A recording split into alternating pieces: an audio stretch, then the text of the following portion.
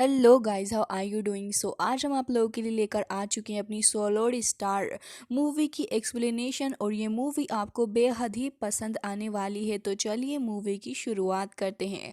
तो मूवी की शुरुआत में जो ईयर हमको दिखाया जाता है वो 2147 था, जिसके बाद हमें यहाँ के प्राइमल स्पेस के बारे में बताया जाता है जो कि स्टार सिस्टम था। और तभी लुओ फेंग यहाँ पर किसी जगह से होते हुए इस जगह से निकल कर जा रहा होता है। तभी हमें देखने के लिए मिलता है कि यहाँ पर एक खास तरीके का कॉन्टिनेंट हमें दिखाया जाता है। इस कॉन्टिनेंट का नाम शुएलुओ कॉन्टिनेंट है।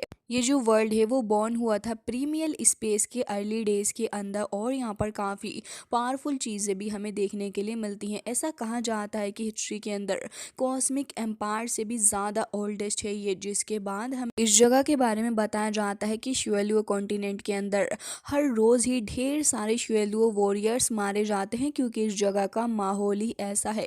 इवन यहाँ पर जो लीडर हैं वो भी हर साल चेंज होते रहते हैं, क्योंकि हर कोई अपना दबदबा एक दूसरे के ऊपर बनाना चाहता है।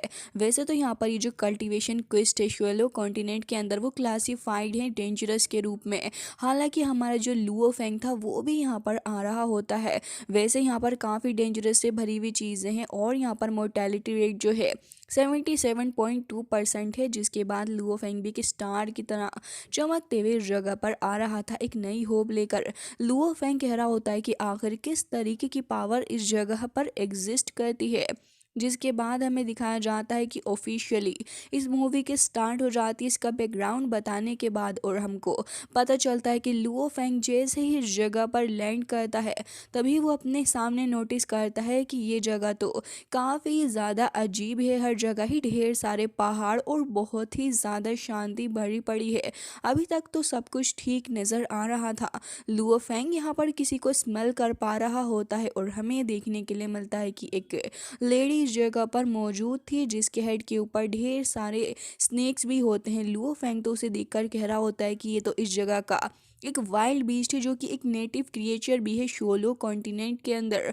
और वो जो लेडी बीस्ट थी वो तुरंत ही लुओ फेंग की तरफ आगे बढ़ती है, कुछ इस तरीके से जैसे कि वो लुओ फेंग के खून की प्यासी हो। जिसके बाद हमें देखने के लिए मिलता है कि यहाँ पर वो तुरंत ही लुओ फेंग को आकर जकड़ लेती है। और अब लुओ फेंग के ऊपर अटैक करके उसको ख़त्म करने वाली थी। वो लुओ फेंग के ब्लड को सक कर जाती है और पूरी की पूरी बॉडी को भी वो सोलो कर चुकी थी। जिसके बाद हंस रही होती है, लेकिन इतनी देर के अंदर उसके ऊपर कोई मल्टीपल अटैक्स करता है और उसके बाद वो वहीं पर ब्लास्ट हो चुकी थी। जिसके बाद हमें देखने के लिए मिलता है कि ये तो अपना लुओ फेंग ही था, जो कि कह रहा होता है कि ऐसा लग रहा है कि वर्चुअल डिस्टिंग्विश जो है इसकी वजह से मुझे यहाँ पर बैटल के अंदर कोई भी अफेक्ट नहीं होया। जिसके बाद लुओ फेंग से यहाँ पर बबाता भी कह रही होती है कि जो भी हो, लेकिन यहाँ पर ये जो शुएलुओ वॉरियर्स होते हैं इनसे तुम्हें थोड़ा बच के ही रहना चाहिए, क्योंकि ये लोग खतरनाक भी है।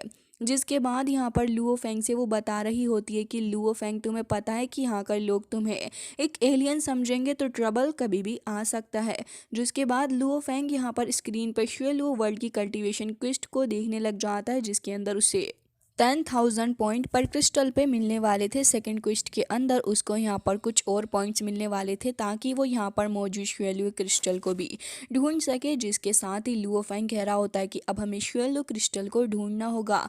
जिसके बाद वो आगे डायरेक्शन में बढ़ रहा था, तभी हमें दूसरी साइड का सीन दिखाया जाता है जहाँ पर एक काफ़ी वाइल्ड बीस्ट को कुछ लोग मार रहे होते हैं। यहाँ हमें ना फैमिली का यंग मास्टर ना के दिखाया जाता है, जो कि प्लानिटरी लेवल के ऊपर था। तभी यहाँ पर उसके अंकल आकर उसको शाबाशी देते हैं उस बीस्ट को ख़त्म करने के लिए। जिसके बाद ये लोग भी यहाँ पर कुछ ऐसे ही बातचीत कर रहे थे, लेकिन तभी यहाँ पर एक काफ़ी ज़्यादा पावरफुल बीस्ट आ जाता है जो कि स्काई लेवल मैंग्रोव पे था और यहाँ पर आके इनके ऊपर अटैक करने के लिए आगे आ रहा होता है।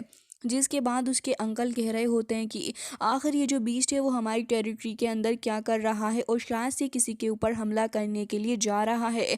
और हमें दिखाया जाता है कि जो हमला करने के लिए बीस्ट आगे बढ़ रहा था वो लुओ फेंग के ऊपर ही हमला करने के लिए जा रहा होता है। लेकिन इतनी देर में इस यंग मास्टर नाके को देखते हैं, जो कि कह रहा होता है कि अंकल ले आप इसके बारे में परेशान ना हो, इस बंदे ने अपने गार्ड्स को एकदम ही डाउन कर रखा है। वो तुरंत ही अपने पास में रखी हुई एक एरो से शूट करता है उस बीस्ट के ऊपर। और जैसे ही वो बीस्ट लुओ फेंग के ऊपर हमला करने वाला था, लुओ फेंग की नज़रें भी उसी के ऊपर होती हैं, लेकिन यहाँ पर वो बीस्ट खत्म हो जाता है।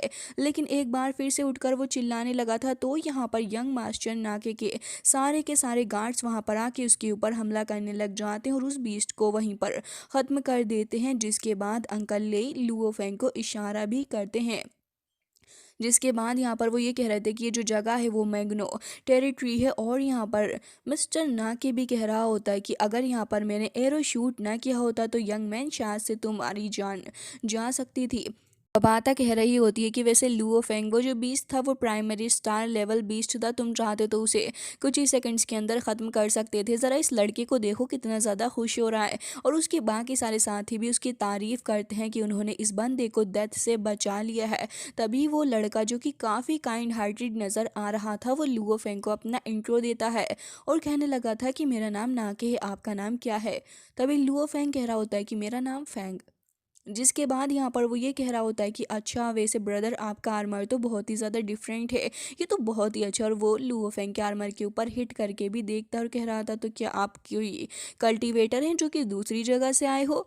तभी लुओ फेंग यहाँ पर उसको हाँ बोल देता है और तभी यहाँ पर आसपास खड़े हुए लोग भी देख रहे होते हैं कि यंग मास्टर कैसे इस अनजान बंदे से बात कर रहे हैं, ये तो सही नहीं रहेगा। लेकिन नाके तो कुछ ज़्यादा ही इम्प्रेस हो चुका होता है लुओ फेंग का आर्मर देख के और उसे कह रहा होता है कि तुम हमें ज्वाइन क्यों नहीं कर लेते, हम भी यहाँ से यांग यांग सिटी की तरफ ही जा रहे हैं, तो अगर तुम चाहो तो हमारे साथ ही चलो। जिसके बाद लुओ फेंग कह रहा होता है कि यांग यांग सिटी। तभी वो लोग बता रहे होते हैं कि असल में यांग यांग सिटी जो है उसे हार्ट कहा जाता है इस जगह का, और यहाँ पर मिलियंस ऑफ किलोमीटर्स वो दूर है। लेकिन तभी बबाता भी कह रही होती है कि हाँ ये इन्फॉर्मेशन परफेक्ट है लुओ फेंग, हो सकता है कि अगर हम उस जगह पर जाएं तो हमें कुछ क्लू मिल जाए और वो भी काफ़ी ज़्यादा तेज़ी के साथ में, ये अच्छा रहेगा, हमें इनके साथ चलना चाहिए। तभी बबाता की बात मानते हुए लुओ फेंग डिसाइड कर लेता है कि वो भी इन लोगों के साथ ही जाएगा। अब लुओ फेंग जो था वो ज़्यादा रिएक्ट नहीं कर रहा होता है और यहाँ पर सीधे सीधे ही चल रहा था इन लोगों के साथ में। ये लोग भी अपने कारवां को लेकर आगे बढ़ रहे होते हैं और यहाँ पर इनके पास में कुछ काफ़ी ज़्यादा ह्यूज बीस्ट भी थे। तभी यहाँ पर कुछ सैनिक आपस में बातें कर रहे थे और कह रहे होते हैं कि यंग मास्टर नाके जो है वो बहुत ही ज़्यादा काइंड हार्टेड है, उन्होंने इस सिली बॉय को प्रोटेक्ट करने के लिए हमारे साथ ही शामिल कर लिया है। अगर यंग मास्टर की जगह पे हम होते तो हम तो इसके बारे में केयर भी नहीं करते कि ये यहाँ पर क्या कर रहा है। तभी यहाँ पर अंकल लेई जो थे वो सभी को रोकने का इशारा करते हैं, तो सारे के सारे लोग कारवां से रुक चुके थे और तभी उनमें से एक सोल्जर आगे बढ़ता है और हमें दिखाया जाता है कि वो सोल्जर देखने लगा था कि आखिर यहाँ पर क्या हो रहा है। तभी वो काफ़ी ज़्यादा घबरा जाता है क्योंकि उसके ऊपर अटैक हो गया था और तुरंत ही उसको एक बीस्ट खा जाता ही। देखने के बाद तो सारे ही लोग झुंड में इकट्ठा हो चुके थे और तभी वो अपने सामने देखते हैं कि यहाँ पर तो इनके सामने काफ़ी ज़्यादा खतरनाक और इनका एक पुराना दुश्मन खड़ा हुआ है। सिर्फ नाके ही नहीं बल्कि बाकी सारे गार्ड्स भी उन्हें देखकर डर जाते हैं और साथ ही अंकल ले भी थोड़े घबराए हुए नज़र आ रहे थे। तभी हमें दूसरी टीम का एक बंदा जिसका नाम फैंग था वो दिखाया जाता और कह रहा था कि मैंने एक्सपेक्ट नहीं किया था कि यंग मास्टर ना कि मुझे इस जगह पर मिल जाएंगे। अब मुझे लग रहा है कि अब आप टाउन के बाहर हैं, तो फिर क्यों ना यहाँ पर आपसे पुराना हिसाब बराबर कर लिया जाए, क्योंकि पिछले 6 महीने पहले तुमने मेरी किसी बात को डिसओबे किया था। ये सुनते ही यहाँ पर अंकल लेई आगे आते हैं जान बचाने के लिए नाके की और कह रहे थे कि हम लोगों की जो फैमिलीज़ हैं वो फ्रेंड्स ही हैं आपस में, तो भला आप क्यों ऐसा अटैक कर रहे हो। लुओ फेंग को इस बंदे की ये हरकत देख के काफ़ी गुस्सा आता है कि ये ज़बरदस्ती ही यहाँ पर इस लड़के को परेशान कर रहा है और उसे मारने की भी धमकी दे रहा है, जिसके चलते वो यहाँ पर काफ़ी गुस्से से इस लड़के को देख रहा था। लेकिन यहाँ पर ये जो बंदा फेंग था वो कह रहा होता है कि यूजलेस बातें मत करो और तुरंत ही आगे बढ़ता है अपने हथियार का सहारा लेते हुए। वो तुरंत ही अटैक कर देता है अंकल लेई के ऊपर। लेकिन लुओ फेंग को देखते हैं जो कि ये सब कुछ होते हुए देख रहा था। अभी लुओ फेंग रिएक्ट नहीं कर रहा होता, लेकिन जब वो देखता है कि अंकल लेई इसके अटैक को बर्दाश्त नहीं कर पा रहे हैं, उनके मुंह से ब्लड आ रहा है, साथ ही ये देखकर नाके को भी काफ़ी बुरा लगता है, तो वो तुरंत ही अपने एरो एंड बाव को निकाल लेता है और कह रहा था कि उन्हें जाने दो। साथ ही लुओ फेंग के सामने जो खड़े हुए सोल्जर्स थे वो भी आगे आते हैं और यहाँ पर सारे के सारे इस बंदे फेंग से लड़ने के लिए तैयार हो रहे थे। लेकिन फिर भी यहाँ पर सभी को पता था कि वो इस लड़के फेंग को ख़त्म नहीं कर सकते, क्योंकि वो अल्टीमेट स्काई लेवल के ऊपर है।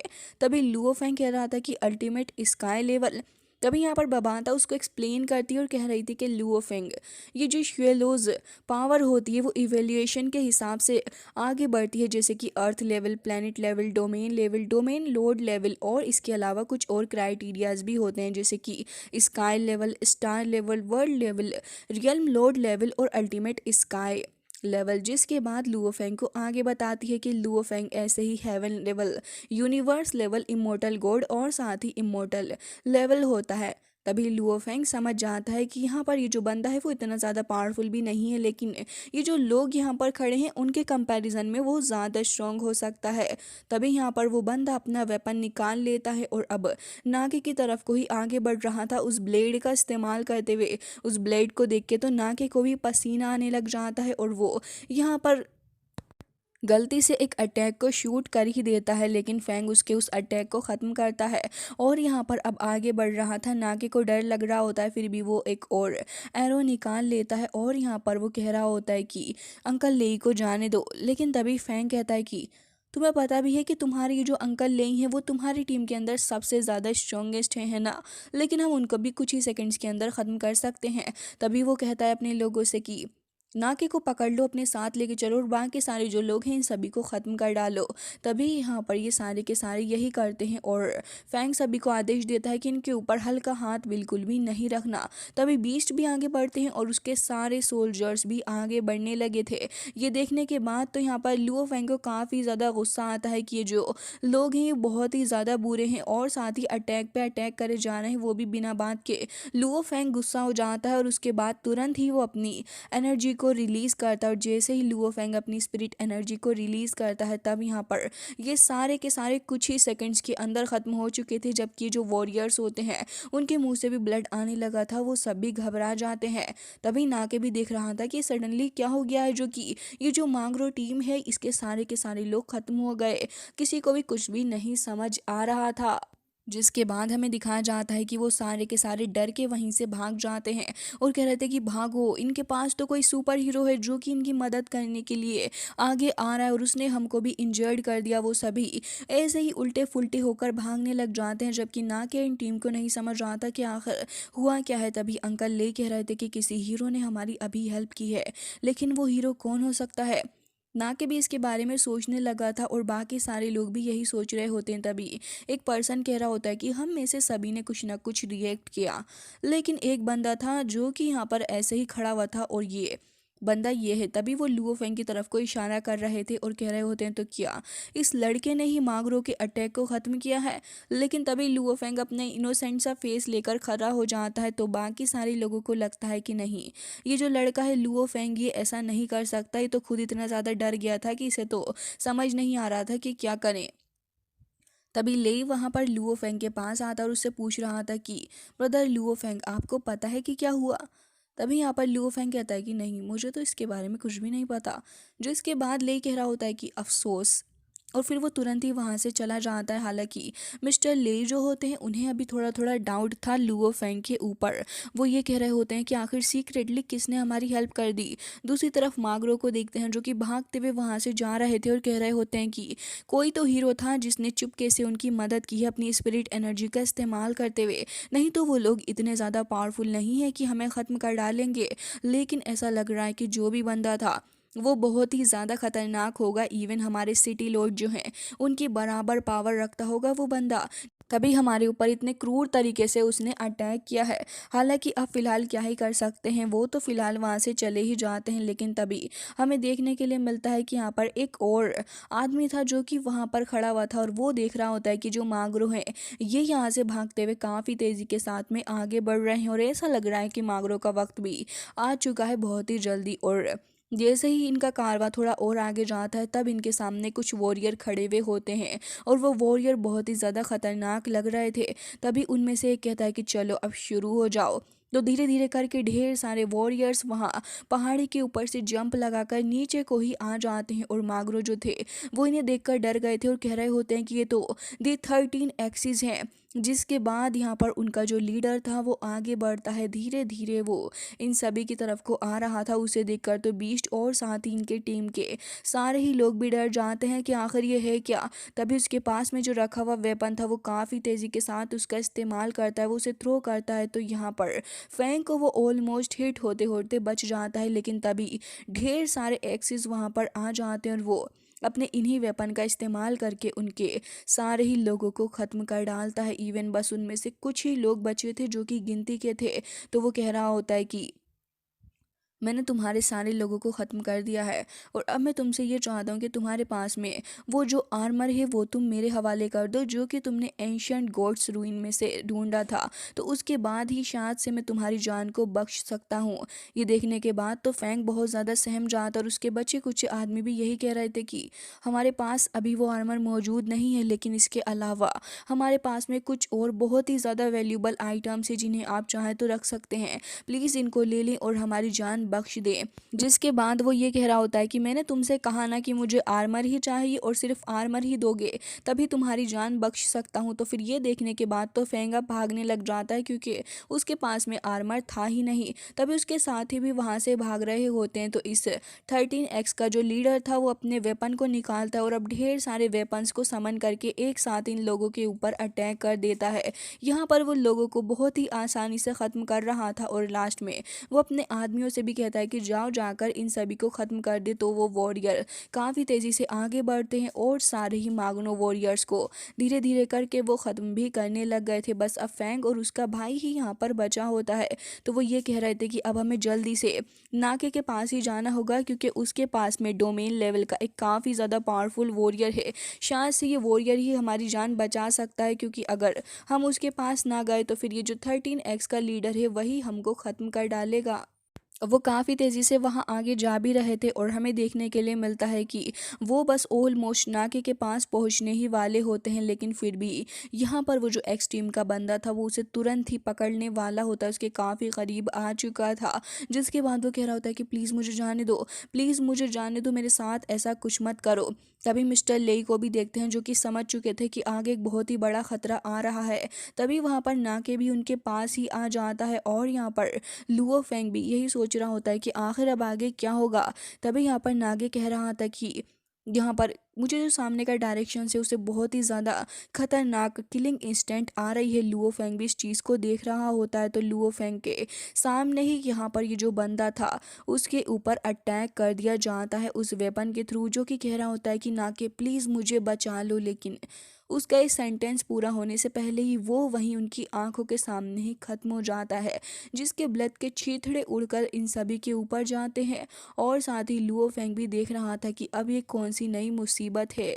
जिसके बाद हमें दिखाया जाता है कि यहाँ पर उस 13X के लीडर ने वहाँ पर उस एक्स को यानी कि अपने वेपन को पकड़ लिया था और अब यहाँ पर ये सारे के सारे आ चुके होते हैं इकट्ठा होकर नाके की टीम के ऊपर हमला करने के लिए। और अब यहाँ पर ये सारे यही सोच रहे थे कि अगर ये मागरो टीम को इतनी आसानी से मार सकते हैं तो हमारा तो न जाने ही क्या ही करेंगे, क्योंकि मागरो टीम को तो इस 13X ने ऐसे ही ख़त्म कर डाला है। तो न जाने ये हमारा क्या ही करेगी। सारे के सारे काफ़ी ज़्यादा डर रहे होते हैं कि न जाने अब इनका क्या होगा। लेकिन तभी उनका जो लीडर था वो आगे आ रहा होता और कह रहा था कि उस सारी टीम ने हमसे खुद कहा था कि हम उन्हें अपने हाथों से ख़त्म कर डालें। लुओ फेंग यही सोच रहा होता है कि इनको 13X कहा जा रहा है, लेकिन इनकी टीम के अंदर तो सिर्फ 12 लोग ही हैं, क्या पता है कि इनका बॉस हो। जिसके बाद लुओ फेंग को दिखाया जाता है कि यहाँ पर वो जो बंदा था वो आगे बढ़ रहा था और कह रहा होता है कि मागरो टीम ने ये कहा था कि उन्हें नाके के पास जाना चाहिए मदद के लिए, तो क्या तुम लोग आपस में अलायंस करते हो। जिसके बाद तो यहाँ पर अंकल ले काफ़ी ज़्यादा घबरा रहे थे और कह रहे थे कि बिल्कुल भी नहीं, हमारा उन लोगों से कुछ भी लेना देना नहीं और ना ही हम जानते हैं कि आखिर वो लोग ऐसा क्यों कहकर गए। तभी यहाँ पर हमें देखने के लिए मिलता है कि जो बंदा था वो बिल्कुल भी वेट नहीं करता और तुरंत ही अटैक कर देता है इनके सोल्जर्स के ऊपर और अपने आदमियों को भी कहता है कि आगे बढ़ो और इन सभी को ख़त्म कर डालो। वो सारे काफ़ी तेज़ी से आगे बढ़ भी रहे थे, लेकिन कोई तो उन्हें सिर्फ एक ही अटैक के अंदर ख़त्म कर डालता है। अंकल ले ही देखते हैं कि सामने तो एक सोर्ड है जो कि खून से लथपथ है। जिसके बाद वो देखते हैं कि ये तो लुओ फेंग ही है जो कि आगे जाके खड़ा हो गया है। वो अपने हेलमेट को पहन लेता और उसके बाद साथ फाइट करने के लिए रेडी हो जाता है।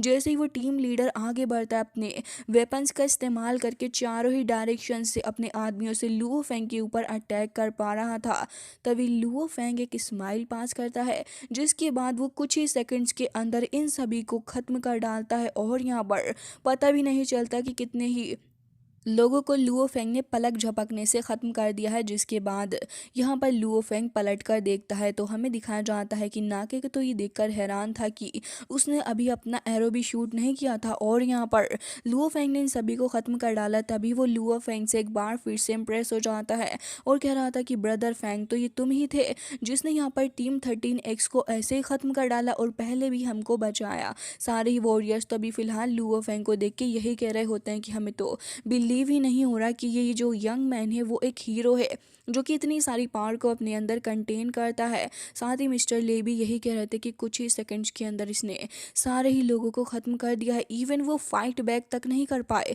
वाकई में मैं बहुत ही ज़्यादा स्टूपिड था, जो कि मैं यहाँ पर ये नहीं समझ पाया कि मागरो के ऊपर अटैक करने वाला लड़का ये खुद ही था। जिसके बाद लुओ फेंग अपनी सोर्ड को रख लेता और बाकी सारे लोग भी लुओ फेंग की तारीफ करने लगे थे। और यहाँ पर नाके भी कह रहा होता है कि वाकई में तुम बहुत ही ज़्यादा बढ़िया हो, तुमने मेरी जान बचाई है। मैं तुम्हें अपने साथ अपनी फैमिली की तरफ लेके जाना चाहूँगा क्योंकि वो भी तुमसे मिलके काफ़ी ज़्यादा इम्प्रेस होंगे क्योंकि तुम तो एक हीरो हो, प्लीज़ हमें ये मौका दो। जिसके बाद लुओ फेंग भी खुश होकर इनकी तरफ को देख रहा था और यहाँ पर नाके भी उसकी तरफ को आगे बढ़ रहा।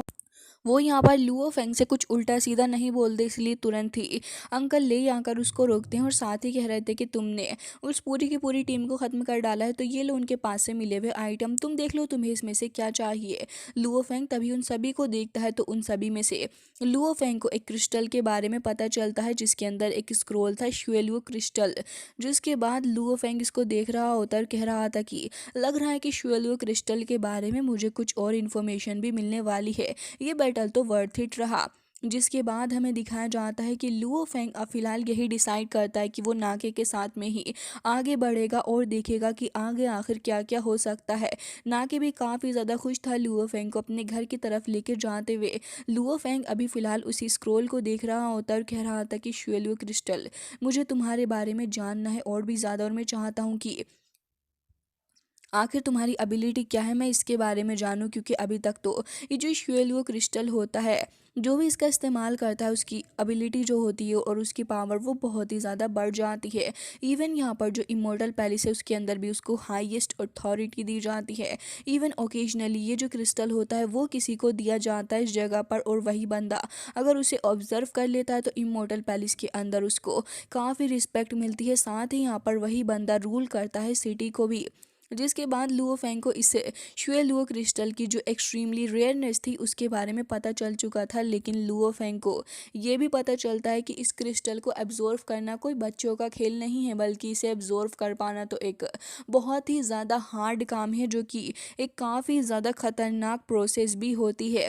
जिसके बाद लुओ फेंग कह रहा था कि इवन सिर्फ गिनती के 2-3 लोग ही इस शुएलुओ क्रिस्टल को एब्जॉर्व कर पाए हैं, और जो भी इसको एब्जॉर्व कर लेते हैं उन्हें टाइटल दिया जाता है ब्लड वॉरियर का। एक वॉरियर इसे एक बार में एब्जॉर्व कर लेता है तो उसे लेजेंड कहा जाता है, और सक्सेस रेट जो होती है वो बहुत ही ज़्यादा लो भी है। जिसके बाद यहाँ पर हमें देखने के लिए मिलता है कि सभी के सभी लोग काफ़ी तेज़ी से आगे जा रहे थे, तभी नाके कह रहा होता है कि यांग यांग सिटी बहुत ही ज़्यादा करीब है, अब हम उसकी तरफ को ऑलमोस्ट पहुँचने ही वाले हैं। तभी अंकल ले उसे थोड़ा केयरफुल रहने के लिए कहते हैं। तो लुओ फेंग भी कह रहा था कि आखिर इस शुएलुओ क्रिस्टल के बारे में इतना ज़्यादा स्पेशल आखिर है क्या। उम्मीद करता हूँ कि यांग यांग सिटी के अंदर जाके मुझे आंसर मिल ही जाएगा।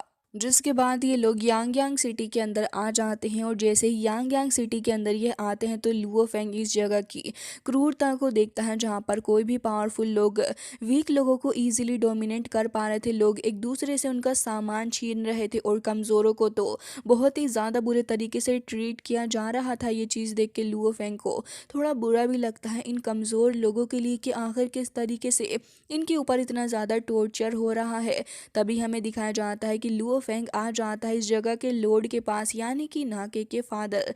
तभी नाके के फादर अपने बेटे से मिलकर बहुत ही ज़्यादा खुश होते हैं और कह रहे थे कि बेटा, मुझे बहुत ज़्यादा खुशी हुई कि तुम ऐसे ज़िंदा वापस आ गए हो। तभी यहाँ पर नाके अपने फादर से इंट्रोड्यूस करवाता है लुओ फेंग को।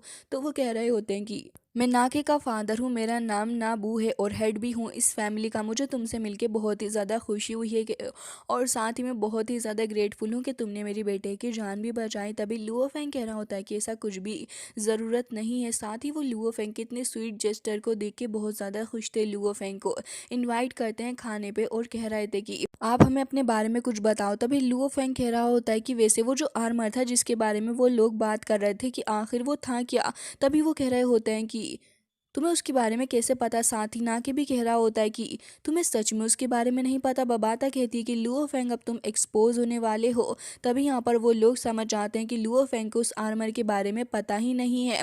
और तभी यहाँ पर जो मिस्टर नाबू होते हैं वो ये कहने लगे थे कि ब्रदर फेंग, आप एक कल्टीवेटर हैं और शायद बाहर की जगह से आए हैं, शायद इसी वजह से आपको नहीं पता होगा इस आर्मर के बारे में। वैसे इस जगह पर जो भी लोग आते हैं उन्हें यहाँ की एंशिएंट बैटल फील्ड के बारे में सिर्फ इतना ही पता है कि वो जो जगह है वो बस एक एंशिएंट बैटल फील्ड। लेकिन क्योंकि मैं एक बिजनेसमैन हूँ इस वजह से मेरे जो रिसोर्सेज हैं वो बहुत ही ज़्यादा हैं। तो ब्रदर, मैं पहले ये जानना चाहूँगा कि क्या आप एक एलियन हो। तभी लुओ फेंग कह रहा होता है कि हाँ। लेकिन यहाँ पर लुओ फेंग के बारे में उन्हें इतना तो समझ में आ गया था कि लुओ फेंग अगर कोई बुरा इंसान होता तो वो उनके बेटे को नहीं बचाता। इसकी वजह से वो उसे बताने लग जाते हैं कि हेवन लेवल का जो वॉरियर होता है श्योलो कॉन्टिनेंट के अंदर, वो ब्रेक थ्रू कर सकता है 18 लेयर्स ऑफ क्लाउड के अंदर। और जैसे ही वो इस जगह से ब्रेक थ्रू करता है तो यहाँ पर वो स्पेस के अंदर भी फ्लाई कर सकता है। लेकिन बाहर के जो एलियंस हैं वो उनको ख़त्म कर देते हैं। ये बताते साथ ही उन्हें काफ़ी गुस्सा भी आ रहा होता और कह रहे थे कि एक बार की बात है कि एलियन इस जगह पर आ गए और उन्होंने यहाँ पर हमारे इमोर्टल गॉड आर्मी के ऊपर बहुत ज़्यादा हमले भी किए। वो तो यहाँ पर खुलेआम तबाही मचा रहे थे और हमारे ढेर सारे वॉरियर्स को भी ख़त्म कर दिया। लेकिन अल्टीमेटली हम उन्हें यहाँ से भगाने में कामयाब रहे। तभी बबाता बता रही होती है कि लुओ फेंग, ये जिसके बारे में बात कर रहे हैं ना एलियंस के लिए तो इनका प्लेनेट बस एक सब्जेक्ट ही है।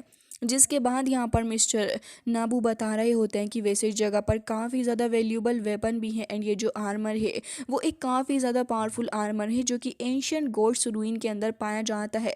वैसे वो जगह फील्ड है हेवी इविल फॉग से, जिसकी वजह से अब तक जो भी वो वॉरियर उस जगह पर जाता है उसकी हालत ख़राब हो जाती है और वो फ़िलहाल उस जगह से नहीं निकल पाता। तभी नाके भी कह रहा होता है कि और क्रिस्टल को एब्जॉर्व करना ज़्यादा आसान है अगर मैं सही बात बताऊं तो। लेकिन उस जगह पर काफ़ी सारे लोग गए हैं कल्टीवेट करने के लिए उस रूइन के अंदर। लेकिन श्वेलो क्रिस्टल जो है वो एक गिफ्ट है गॉड की तरफ से। फ़िलहाल तो हम भी नहीं समझ पाए कि आखिर वो आया कहाँ से है और किस चीज़ से बना है। लेकिन उसके अंदर कुछ मैजिकल अफेक्ट हैं जो भी जिसकी बॉडी के अंदर भी जाएंगे वो वॉरियर बहुत ही ज़्यादा पावरफुल हो जाएगा। हमारे श्योलो कॉन्टिनेंट के अंदर हर एक वॉरियर क्रेव करता है श्योलो क्रिस्टल को एब्जॉर्व करने के लिए। लेकिन ये बहुत ज़्यादा अजीब है कि कोई भी उसे अभी तक एब्जॉर्व नहीं कर पाया है। वैसे तो तुम्हें एंशिएंट गॉड रूइन के अंदर ही जाना चाहिए। तभी लुओ फेंग कह रहा था कि वैसे श्वेलो क्रिस्टल जो है वो बहुत ही ज़्यादा वैल्यूबल है, वाकई में इसको हासिल करना बहुत ज़्यादा मुश्किल रहेगा। तभी वो कह रहे होते हैं कि बिल्कुल इमोर्टल पैलेस का के अंदर भी यहाँ पर कुछ क्रिस्टल मौजूद हैं जो कि ओकेशनली वो सिटीज़ के अंदर डिवाइड करते हैं। वैसे यांग यांग सिटी जो है यहाँ का सिर्फ एक ही सिटी लॉर्ड है और यहाँ पर जो अदर वर्ल्ड की जो सिटीज़ हैं वहाँ पर जो है वो बहुत ही ज़्यादा इन्फीरियर लेवल के वॉरियर्स हैं, जिसकी वजह से उस जगह को श्वेलो क्रिस्टल बहुत ही ज़्यादा रेयरली मिल पाता है। यांग यांग सिटी के अंदर जो होली लॉर्ड हैं वो यहाँ पर शिफैंग फैमिली से बिलोंग करते हैं और यहाँ पर चुनियो फैमिली जो है वो भी रिचेस्ट मर्चेंट फैमिली है, जिसकी वजह से इन दोनों फैमिलीज़ को ये जो क्रिस्टल है वो मिल पाया है, अदरवाइज ज़्यादातर लोगों को नहीं मिल पाता।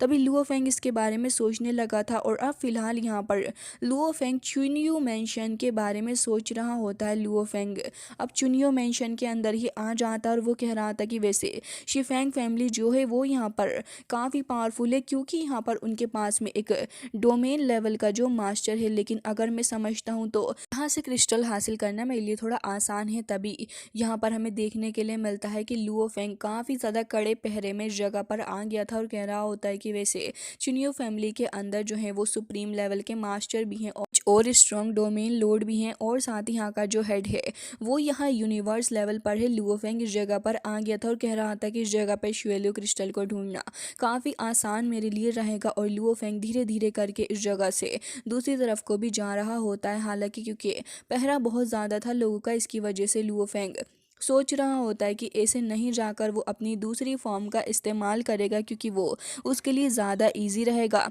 जिसके बाद लुओ फेंग कह रहा था कि यहाँ पर तो ढेर सारे यूनिवर्स लेवल के वॉरियर भी हैं, तो क्यों ना मैं यहाँ पर अपनी पावर का इस्तेमाल करूँ। और लुओ फेंग मोका क्लैन के श्रीजर का इस्तेमाल करता है जिससे कि वो अपनी फॉर्म को चेंज कर सकता था। लुओ फेंग एक फिश की फॉर्म ले लेता है, उसके बाद एक दूसरी फॉर्म लेके वो यहाँ के हेड मिस्टर यू के पीछे पहुंच जाता है। और जैसे ही मिस्टर यू उसे अकेला मिलता है और मिस्टर यू को शक होता है यहाँ पर कोई तो है, तभी यहाँ पर जैसे ही वो पलट के देखते हैं तो यहाँ पर लुओ फेंग उन्हें हिप्नोटाइज कर लेता है और अब वो लुओ फेंग को ही अपना मास्टर कह रहे थे। जिसके बाद वो यहाँ पर लुओ फेंग के द्वारा कंट्रोल कर लिए गए थे और वो अब यहाँ पर लुओ फेंग को मिस्टर चूयू के पैलेस के पास ले आते हैं। जिसके बाद लॉर्ड चूयू अपने सामने खड़े हुए सारे लोगों को काफ़ी बुरे तरीके से पीछे हटाता है और बाकी सारे गार्ड्स भी घबरा गए थे। तभी लुओ फेंग को देखते हैं जो कि वहाँ पर अभी तक स्टिल खड़ा हुआ था। तभी यहाँ पर मिस्टर चूयू पूछते हैं कि मिस्टर यू आखिर तुम अपने साथ किसको लेकर आए हो। लेकिन मिस्टर यू तो ऑलरेडी पहले से ही हिप्नोटाइज था अपने लुओ फेंग के द्वारा, और साथ ही दो और गार्ड भी मिस्टर चूयू के पास में आ जाते हैं। तभी लुओ फेंग समझ जाता है कि अब यहाँ पर सीधे तरीके से काम बिल्कुल भी नहीं चलने वाला है, तो वो तुरंत ही यहाँ पर कह रहा था कि मुझे डर है कि मैं एक्सपोज होने वाला हूँ और अब यहाँ पर मुझे एक्शन लेना ही होगा। लुओ फेंग तुरंत ही अपनी पावर को रिलीज करता है और आसपास मौजूद लोगों के ऊपर धीरे से अटैक कर देता है। और ये अटैक करने के बाद यहाँ पर उसकी स्पीड को देखने के बाद लुओ फेंग ने 300 पर्सनल गार्ड को ऐसे ही यहाँ पर अटैक कर दिया था। हालांकि इसके अंदर 9 यूनिवर्स लेवल के शेडो गार्ड्स भी थे जो कि प्रोटेक्ट कर रहे थे मिस्टर चूयू को, लेकिन फिर भी यहाँ पर लुओ फेंग कह रहा होता है कि अनफॉर्चुनेटली इसके बावजूद भी तुम मेरा कोई मैच नहीं हो। इवन यहाँ पर लुओ फेंग ने इन सारे गार्ड्स को इस तरीके से हिप्नोटाइज कर दिया था कि वो खुद ही खुद की जान ले रहे होते हैं। मिस्टर चूयू अपने सामने देखता है कि सारे ही गार्ड्स ने क्या कर लिया है। तभी लुओ फेंग काफ़ी तेज़ी से आगे बढ़ता है और हमें देखने के लिए मिलता है कि अगले ही पल यहाँ पर लुओ फेंग ने मिस्टर चूयू के ऊपर एक बहुत ज़्यादा स्ट्रॉन्ग अटैक कर दिया था। तभी हमें रूम के अंदर एक और मास्टर दिखाए जाते हैं जिन्हें इसके बारे में अंदाज़ा हो जाता है कि आखिर लुओ फेंग यहाँ पर क्या कर रहा है। तभी हमें पता चलता है कि इस मास्टर का नाम चूयू ताओ है। जिसके बाद यहाँ पर ये जो मास्टर चुन्यू ताओ थे वो तुरंत ही पहुँच जाते हैं बाहर की तरफ को देखने के लिए। तभी लुओ फेंग जो था उसने यहाँ पर सब कुछ खत्म कर दिया था और जैसे ही यहाँ पर ये मास्टर चुन्यू ताओ वहाँ पर आते हैं तभी उन्होंने मिस्टर यू को पकड़ लिया था और उससे पूछ रहे होते हैं कि बताओ मुझे आखिर वो कौन था। लेकिन यहाँ पर वो वेल ऑलरेडी कंट्रोल्ड होते हैं लुओ फेंग के द्वारा, तो वो कुछ भी नहीं बताते, जिसकी वजह से मास्टर चुनियो ताओ तुरंत ही यहाँ पर उस बंदे को ख़त्म करते हैं और बाकी सारे जो गार्ड्स थे उनकी ऑलरेडी हालत ख़राब हो चुकी थी। कुछ और लोग भी यहाँ पर आ जाते हैं सुप्रीम मास्टर को देख के, और अब सुप्रीम मास्टर ताओ सभी से कहता है कि आखिर आज यहाँ पर हुआ क्या था। लेकिन किसी भी गार्ड को कुछ नहीं पता होता क्योंकि ऑलरेडी जिन भी गार्ड्स को इसके बारे में पता था लुओ फेंग ने उन सभी को ऑलरेडी ख़त्म कर डाला था। अब यहाँ पर बाकी सारे गार्ड्स भी काफ़ी परेशान होते हैं क्योंकि अगर वो मास्टर ताओ को सच्चाई नहीं बताएंगे तो फिर इससे तो यहाँ पर मास्टर ताओ उनको ही ख़त्म कर डालेंगे। तभी यहाँ पर मास्टर ताओ कह रहे होते हैं कि तुम आगे आओ, और वो तुरंत ही एक गार्ड को पकड़ लेते हैं उसकी नेक से और फिर उससे पूछने लगे थे कि मुझे बताओ कि आखिर क्या हुआ है। तभी वो काफ़ी ज़्यादा डर रहा था और कह रहा होता है कि मुझे तो बस इतना ही याद है कि मिस्टर यू एक आदमी को अपने साथ लेकर आए थे और उसने एक ब्लैक रोब पहन रखा था। जिसके बाद यहाँ पर मिस्टर ताओ और भी ज़्यादा भड़क जाते हैं और वो तुरंत ही उस बंदे को सभी गार्ड्स के सामने ख़त्म कर देते हैं और कह रहे थे कि यहाँ से चले जाओ और मेरे लिए ढूंढ कर लेके आओ उस पर्सन को, और वो ज़िंदा नहीं बचना चाहिए। मैं चाहता हूँ कि यहाँ पर तुम उसे जल्द से जल्द ढूंढ लो। तभी यहाँ पर वो लोग ये कह रहे थे कि मास्टर हमारे ऊपर मर्सी शो करें, हम उसे ढूंढ लेंगे। उस पर्सन का फेस थोड़ा ब्लर था जिसकी वजह से हम उसे देख नहीं पाए। तभी यहाँ पर वो ये कहने लग जाते हैं कि अच्छा। और वो खुद भी ये सोच रहे थे कि इस पर्सन की जो स्पिरिट एनर्जी है वो बहुत ही ज़्यादा पावरफुल है, जिसकी वजह से उसने आसपास के लोगों को काफ़ी आराम से कंट्रोल कर लिया था। और अब वो कह रहे होते हैं आओ जाके यांग यांग सिटी के अंदर फैल जाओ और हर किसी से पूछो कि आखिर वो पर्सन कहाँ है, क्योंकि अब उसे मेरे हाथों से ख़त्म होना होगा। तभी लुओ फेंग को देखते हैं जो कि तुरंत ही यहाँ पर इस बंदे को पकड़ के ले आया था।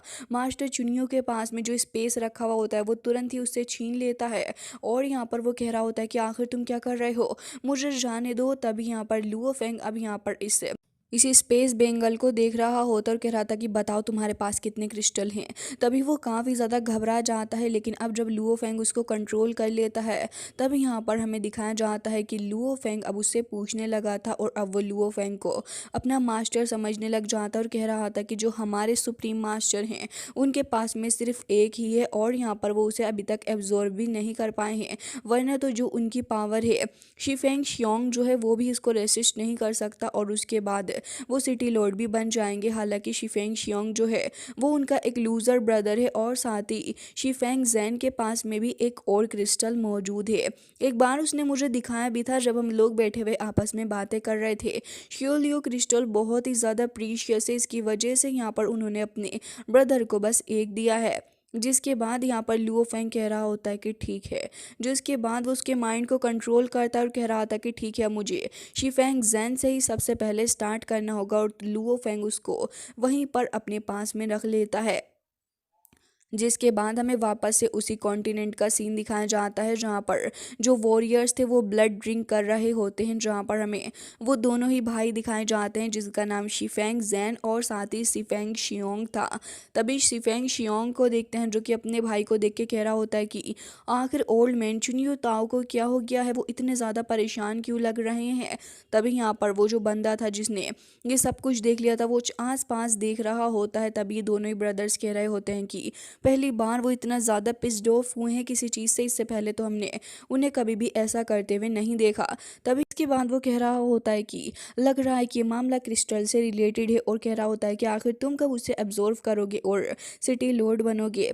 दूसरी तरफ सिटी का सीन दिखाया जाता है जहाँ पर हर तरफ ही काफ़ी ज़्यादा क्रुएलिटी मची पड़ी थी, क्योंकि मास्टर के ऑर्डर के अनुसार इन्हें हर एक लोगों से पूछना था। इस वजह से गार्ड काफ़ी ज़्यादा फ्रस्ट्रेटेड थे और डरे हुए भी थे, क्योंकि अगर वो जल्द से जल्द इसके बारे में मास्टर को रिपोर्ट नहीं करते हैं तो उनकी जान भी बहुत ही आसानी से चली जाएगी। जिसके बाद ये दोनों ही भाई आपस में बातें कर रहे थे और कह रहे थे कि उस रात मुझे पता है कि कोई स्पेशल एनवी वहाँ पर आया है और साथ ही यहाँ पर मुझे लग रहा है कि इमोर्टल पैलेस से भी यहाँ पर कुछ ना कुछ होने वाला है और मैं समझता हूँ कि एक बहुत ही बड़ा ट्रबल यहाँ पर होएगा। कह रहा होता है कि जैन तुम यहीं रुको और आसपास की चीज़ों को हैंडल कर लेना, मैं यहाँ से जा रहा हूँ। तभी जैन यहाँ पर कह रहा होता है कि ठीक है तुम चले जाओ। अब अगले दिन का सीन दिखाया जाता है जहाँ पर लोग आपस में इसके बारे में ही बात कर रहे थे और कह रहे थे कि चुनियो फैमिली के अंदर कुछ तो काफ़ी ज़्यादा स्ट्रेंज हुआ है। ऐसा लग रहा है कि यहाँ पर कोई तो ऐसा पर्सन है जो कि उस क्रिस्टल को हासिल करने के चक्कर में काफ़ी ज़्यादा बड़ा ट्रबल क्रिएट करने वाला है। और यहाँ पर शिफेंग फैमिली जो है उन्होंने तो ऑलरेडी अपने लोगों को लगा दिया है काम पर। यहाँ से ढेर सारे लोग भागते हुए जा रहे होते हैं और हमें देखने के लिए मिलता है कि एक बीस्ट के ऊपर सवार होके यहाँ पर कुछ तो लोग आगे जा रहे थे। तभी ये सारे के सारे लोग यही कह रहे होते हैं कि हमें तो बिलीव नहीं हो रहा है कि ये जो चुनियो चोंग है उसको किडनैप कर लिया गया है। आखिर किसने उसको किडनैप किया होगा, आखिर कौन ऐसा हो सकता है। ये सारे के सारे लुओ फेंग के बारे में ही बातें कर रहे थे। तभी लुओ फेंग नोटिस करता है कि इस बीस्ट के ऊपर जो बंदा बैठा हुआ है वो टियर 9 के यूनिवर्स लेवल पे है और बाकी सारे लोग यहाँ पर उससे काफ़ी ज़्यादा डर रहे हैं। तभी यहाँ पर वो बंदा ड्रिंक करता हुआ जा रहा था और साथ ही वो बहुत ज़्यादा खुश भी होता है। वो अपने जर्नल से कह रहा होता है कि वो बंदा चुनियो चोंग को ख़त्म करने के बाद शायद यहाँ से चला गया है, लेकिन तभी वो जो उस बीस्ट के ऊपर बैठा हुआ बंदा था वो उसे ख़त्म कर देता है और साथ ही आसपास खड़े हुए लोगों में से वो किसी को चुन रहा था। तभी लुओ फेंग के ऊपर उसकी नज़र पड़ जाती है और कह रहा था कि मैंने इसको पहले कभी नहीं देखा, ये पावरफुल भी लगता है, इसको पकड़ लो। जिसके बाद वो ढेर सारे लोगों को ऐसे ही पकड़ के लेके जा रहे होते हैं। लुओ फेंग को भी पकड़ लिया जाता है। लुओ फेंग जानबूझकर अरेस्ट होकर इसके पीछे ही जा रहा था देखने के लिए कि आखिर यहाँ पर और क्या क्या हो सकता है। लुओ फेंग यहाँ पर कह रहा होता है कि शिफेंग जैन तुम वाकई में काफ़ी ज़्यादा अच्छे हो इस मामले में, जिसके बाद सारे लोग देख रहे थे कि ये तो अपनी पलटन को यहाँ से लेकर चला गया है। जिसके बाद अब हमें दूसरी साइड का सीन देखने के लिए मिलता है जहाँ पर लुओ फेंग को लेके आया गया होता है एक जेल के अंदर, और वहाँ पर ढेर सारे लोग और भी एक एक करके आते जा रहे थे। इन लोगों की जान ली जा रही होती है। लोग बहुत ज़्यादा परेशान थे और कह रहे थे कि जब भी शिफेंग ज़ेन बाहर जाता है लोगों को पकड़ने के लिए वो यही करता है, और यहाँ पर उसने मुझे भी पकड़ लिया था। पिछली बार भी यहाँ पर मैं बहुत ज़्यादा परेशान था, मैंने यहाँ पर कितना ज़्यादा टॉर्चर सहा है, मैंने उसे इतने सारे पैसे भी दिए, उसके बावजूद भी उसने मेरे साथ ये किया है, और अब तो मेरे पास पैसे भी नहीं है, मैं आखिर कैसे इस जगह से बाहर निकलूं। जिसके बाद यहाँ पर लुओ फेंग को समझ में आ जाता है कि असल में ये जो बंदा है ये भी कुछ कम नहीं है शिफेंग जोंग से, तो जिसकी वजह से लुओ फेंग डिसाइड करता है कि अब तो इस बंदे को सबक सिखाना ही होगा।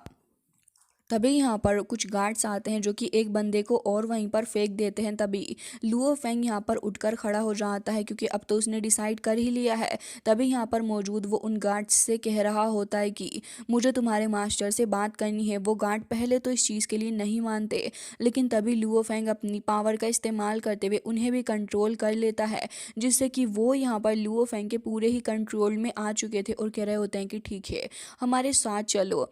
ये देखने के बाद तो वो बाकी सारे गरीब लोग काफ़ी ज़्यादा डर चुके थे और सोच रहे थे कि आखिर सडनली क्या हो गया है। हालांकि तभी हमें देखने के लिए मिलता है कि यहाँ पर ये जो बंदा शिफेंग जैन होता है वो यहाँ पर पता कर लेता है कि लुओ फेंग आ रहा है। वो जैसे ही पलटता है लुओ फेंग उसको बहुत बुरे तरीके से हिट कर देता है वॉल के अंदर, और स्वॉर्ड लेके लुओ फेंग उसके पास ही चला गया था। जिसके बाद कह रहा होता है कि जनरल शिफेंग आखिर आप कैसे हैं। तभी वो कह रहा होता है तो क्या तुमने ही शिफेंग चोंग को किडनैप किया है, प्लीज़ मुझे मत मारो, मैं तुम्हारी बातें मानने के लिए तैयार हूँ, बताओ तुम्हें क्या चाहिए। तभी यहाँ पर लुओ फेंग कह रहा होता है कि मुझे 10 श्वेल लुओ क्रिस्टल चाहिए, वो मेरे हवाले कर दो। तभी वो बहुत ज़्यादा डर जाता और कह रहा था कि 10 क्रिस्टल तो मेरे पास में है भी नहीं, मेरे ब्रदर के पास में भी नहीं होंगे, मेरे पास बस एक ही है, वो मैं तुम्हें दे सकता हूँ, लेकिन प्लीज़ मेरी जान बख्श दो। लेकिन तभी लुओ फेंग कह रहा होता है कि मैंने कहा ना कि मुझे 10 क्रिस्टल्स चाहिए। तभी वो डर जाता और कह रहा था कि ठीक है मैं तुम्हें दे रहा हूँ, अपने ब्रदर को बुला लेता हूँ। और तभी काफ़ी ज़ोर से चिल्लाता है कि ब्रदर यहाँ जाओ, लेकिन उसके चिल्लाने का भी कुछ भी फ़ायदा नहीं था क्योंकि यहाँ पर लुओ फेंग उसके सामने ही खड़ा था और उसने एक बैरियर लगा दिया होता है, जिसकी वजह से उसकी आवाज़ उस बैरियर से बाहर ही नहीं जा पाती। और अब लुओ फेंग को उसकी इस हरकत पे बहुत ज़्यादा गुस्सा आता है। वो तुरंत ही उसको उसकी नेक से पकड़ लेता है। हालांकि वो काफ़ी स्ट्रगल कर रहा था, लेकिन लुओ फेंग उसे पलक झपकते ही बहुत ही ज़्यादा क्रूएलिटी के साथ में वहीं पर ख़त्म कर देता है। जिसके बाद लुओ फेंग यहाँ पर तलाश करता है कि आखिर उसे उसके पास से क्रिस्टल मिलेंगे या नहीं। तभी उसे वो ब्रेसलेट मिल जाता है जिसे लुओ फेंग अपने पास में रखता है और देखने लगा था कि यहाँ तो इसके अंदर से कोई क्रिस्टल निकला ही नहीं है। तभी लुओ फेंग कह रहा था कि मुझे उस स्टोन को देखना चाहिए। तभी वो रखे हुए उस स्टोन को उठाकर देखता है तो उसके अंदर से उसे श्योर लुओ क्रिस्टल दिख जाता है। जिसके बाद लुओ फेंग काफ़ी खुश था और उस क्रिस्टल को देख रहा होता है जो कि आसपास की एनर्जी को इकट्ठा करने लगा था और अब वो यहाँ पर कभी भी एक्सपोर्ट हो सकता था। तभी लुओ फेंग कह रहा होता है कि ऐसा लग रहा है कि इसके अंदर की एनर्जी कभी भी बर्स्ट कर सकती है, तो मुझे यहाँ पर इसे जल्द से जल्द एब्जॉर्व कर लेना चाहिए। जिसके बाद लुओ फेंग इसका फर्स्ट लेवल पूरा करने में कामयाब हो जाएगा और कह रहा होता है कि मेरा फर्स्ट क्वेस्ट कंप्लीट हो गया है और अब यहाँ पर किसी को नहीं पता चलेगा कि शिफेंग जैंग किस तरीके से डेड हुआ। जिसके बाद हमें देखने के लिए मिलता है कि लुओ फेंग अब फिलहाल यहाँ से जाने के लिए एकदम ही रेडी था। इससे पहले यहाँ पर मौजूद सारे ही कैदियों को लुओ फेंग यहाँ से आज़ाद कर देता है क्योंकि वो बेचारे बहुत ज़्यादा स्ट्रगल इस जगह पर कर रहे थे। वो तो तभी वहाँ से उठकर भाग जाते हैं अपने साथियों के साथ में। लुओ फेंग जो कि अब काफ़ी ज़्यादा हाई पर आ चुका था इस काय के, वो कह रहा होता है कि अब मुझे इसे एब्जॉर्व कर लेना चाहिए। वो तुरंत ही अपने हाथ में एक कट लगाता है, जिसके बाद उस कट के साथ में जाके वो श्वे लुओ क्रिस्टल जो था वो मर्ज हो जाता, उसकी बॉडी के अंदर चला गया था धीरे धीरे करके। लुओ फेंग के फेस के ऊपर हमें कुछ अजीब से न्यू सिंबल्स भी देखने के लिए मिलते हैं। जैसे ये एनर्जी लुओ फेंग की बॉडी के अंदर पूरे तरीके से ऐड होकर उसके डीएनए के साथ मर्ज होती है। तभी लुओ फेंग चिल्लाता है क्योंकि वो अनलिमिटेड पेन को एक्सपीरियंस कर रहा था। जिसके बाद हमें देखने के लिए मिलता है कि दो वॉरियर्स थे जो कि यहाँ पर किसी के पास आए थे और वो तभी कह रहे होते हैं कि जो चुनियो फैमिली की प्रॉब्लम है हमें इसे सॉल्व करना होगा। शिफैंग जैन का जो भाई था वो कह रहा होता है कि अगर इमॉर्टल पैलेस ऐसा करना चाहता है तो भला हम इसे कैसे रोक सकते हैं, ऐसा करने के लिए आपको इन्वेस्टिगेट करना है तो आप जाएं। तभी वो दोनों ही बंदे वहाँ से चले जाते हैं। जैसे ही वो वॉरियर वहाँ से निकल के जाते हैं तभी शिफैंग के भाई को देखते हैं जो कि कह रहा होता है कि अच्छा हुआ कि मैं यहाँ पर इनके बीच में इंटरफेयर नहीं कर रहा हूँ। इस यांग यांग सिटी के अंदर जो होने वाला है वो फिलहाल किसी को नहीं पता। तभी लुओ फैंग को दिखाया जाता है जो कि काफ़ी दर्द को एक्सपीरियंस कर रहा था। तभी उसकी बॉडी के अंदर से एक काफ़ी ज़्यादा पावरफुल एनर्जी बाहर की तरफ को रिलीज होती है। उसकी बॉडी के हर एक चीज, हर एक ऑर्गन के अंदर जाके शुएलुओ क्रिस्टल जो था वो मर्ज हो रहा होता है। वो गोल्डन हॉर्न बहमूद के साथ भी मर्ज हो रहा था कहीं ना कहीं। और लुओ फैंग की जो स्पिरिट एनर्जी होती है वो बिल्कुल भी कंट्रोल नहीं कर पा रही थी उसकी बॉडी पे। और फाइनली जाके यहाँ पर लुओ फैंग कहता है कि आखिर क्या है इस क्रिस्टल के बारे में इतना ज़्यादा स्पेशल जिसे मैं बिल्कुल भी फील नहीं कर पा रहा हूँ। जिसके बाद लुओ फेंग एक लास्ट में और भी ज़्यादा तेज़ी के साथ में चिल्लाता है। और जैसे ही लुओ फेंग इस बार चिल्लाता है तो बहुत ज़्यादा एनर्जी बाहर निकलती है। और इसके बाद हमें देखने के लिए मिलता है कि उसकी बॉडी के ऊपर जो सिंबल थे वो शाइन करने लगे थे। लुओ फेंग काफ़ी लाइट फील कर रहा होता है क्योंकि उसने अपना फर्स्ट क्रिस्टल जो था वो अपनी बॉडी के अंदर कंप्लीटली मर्ज कर लिया होता है, जिससे कि उसे एक न्यू एनर्जी मिलती है। और उसकी बॉडी के जो सेल्स वगैरह थे वो भी पूरे तरीके से चेंज हो चुके होते हैं, जिससे कि अब लुओ फेंग अल्टीमेट पावर को हासिल कर चुका था। और उसकी जो बॉडी होती है वो भी चेंज हो चुकी थी, जिसकी वजह से हमें देखने के लिए मिलता है कि यहाँ पर लुओ फेंग अब और भी ज़्यादा डैशिंग नज़र आ रहा था। वो अपनी स्वॉर्ड को निकालता है और अब चेक करने लगा था कि आखिर उसे अब कितनी पावर मिल गई है।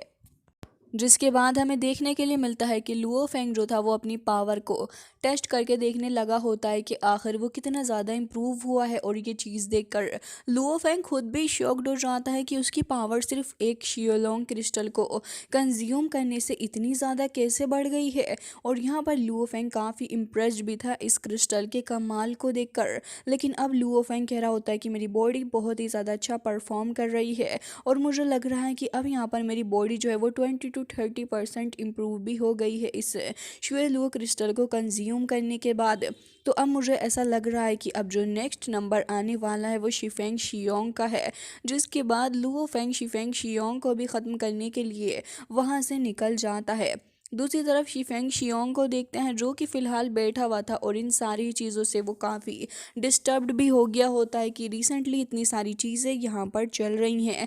तभी यहाँ पर हमें देखने के लिए मिलता है कि उससे कुछ अजीब सा फील होता है और उसके इंटेंशन एकदम ही सही थी। वो नोटिस करता है कि यहाँ पर तो लुओ फेंग है और जैसे ही वो ऊपर की तरफ को देखता है तो लुओ फेंग तो झटके से एकदम वहाँ पर आ गया था और उसके ऊपर अटैक भी कर देता है। वो तभी अपनी दोनों ही एक्स को निकाल लेता है लुओ फेंग के ऊपर अटैक करने के लिए। जिसके बाद हमें देखने के लिए मिलता है कि यहाँ पर लुओ फेंग जो था वो बहुत ही ज़्यादा पावरफुल वॉरियर बन चुका होता है। और अब यहाँ पर लुओ फेंग भी एक अटैक के अंदर ही इस बंदे शियोंग की हालत ख़राब कर रहा होता है। लेकिन शियोंग भी कुछ कम नहीं था, वो भी स्ट्रॉन्ग वॉरियर होता है और जब वो एक अटैक करता है तो बहुत ही ज़्यादा अमाउंट में यहाँ पर लाइटनिंग रिलीज़ होती है। इसे देखने के बाद तो वो मास्टर और सिटी के बाकी सारे लोग भी हैरान थे। हालांकि तभी लुओ फेंग को दिखाया जाता है जो कि फिलहाल अभी भी स्टिल ऐसे ही खड़ा हुआ था और उसे फ़र्क नहीं पड़ रहा होता।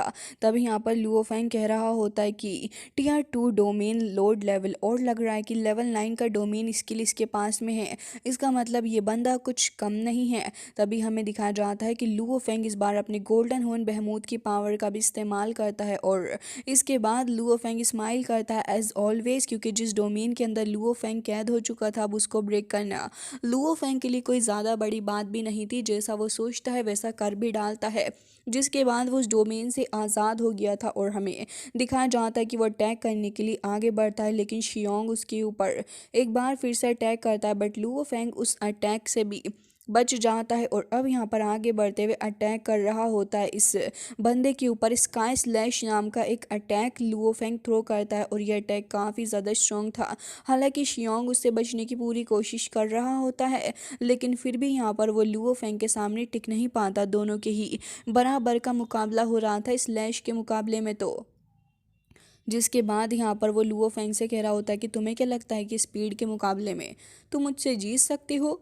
लेकिन ऐसा हो नहीं सकता। जिसके बाद तुरंत ही उसके ऊपर एक बार फिर स्पीड के साथ लगातार काफ़ी सारे अटैक्स कर रहा होता है। लेकिन तभी लुओ फेंग को देखते हैं जो कि उसके सारे अटैक्स को ब्लॉक करता है और उसके बाद फिर थोड़ा स्काई की तरफ को उठता हुआ चला गया था।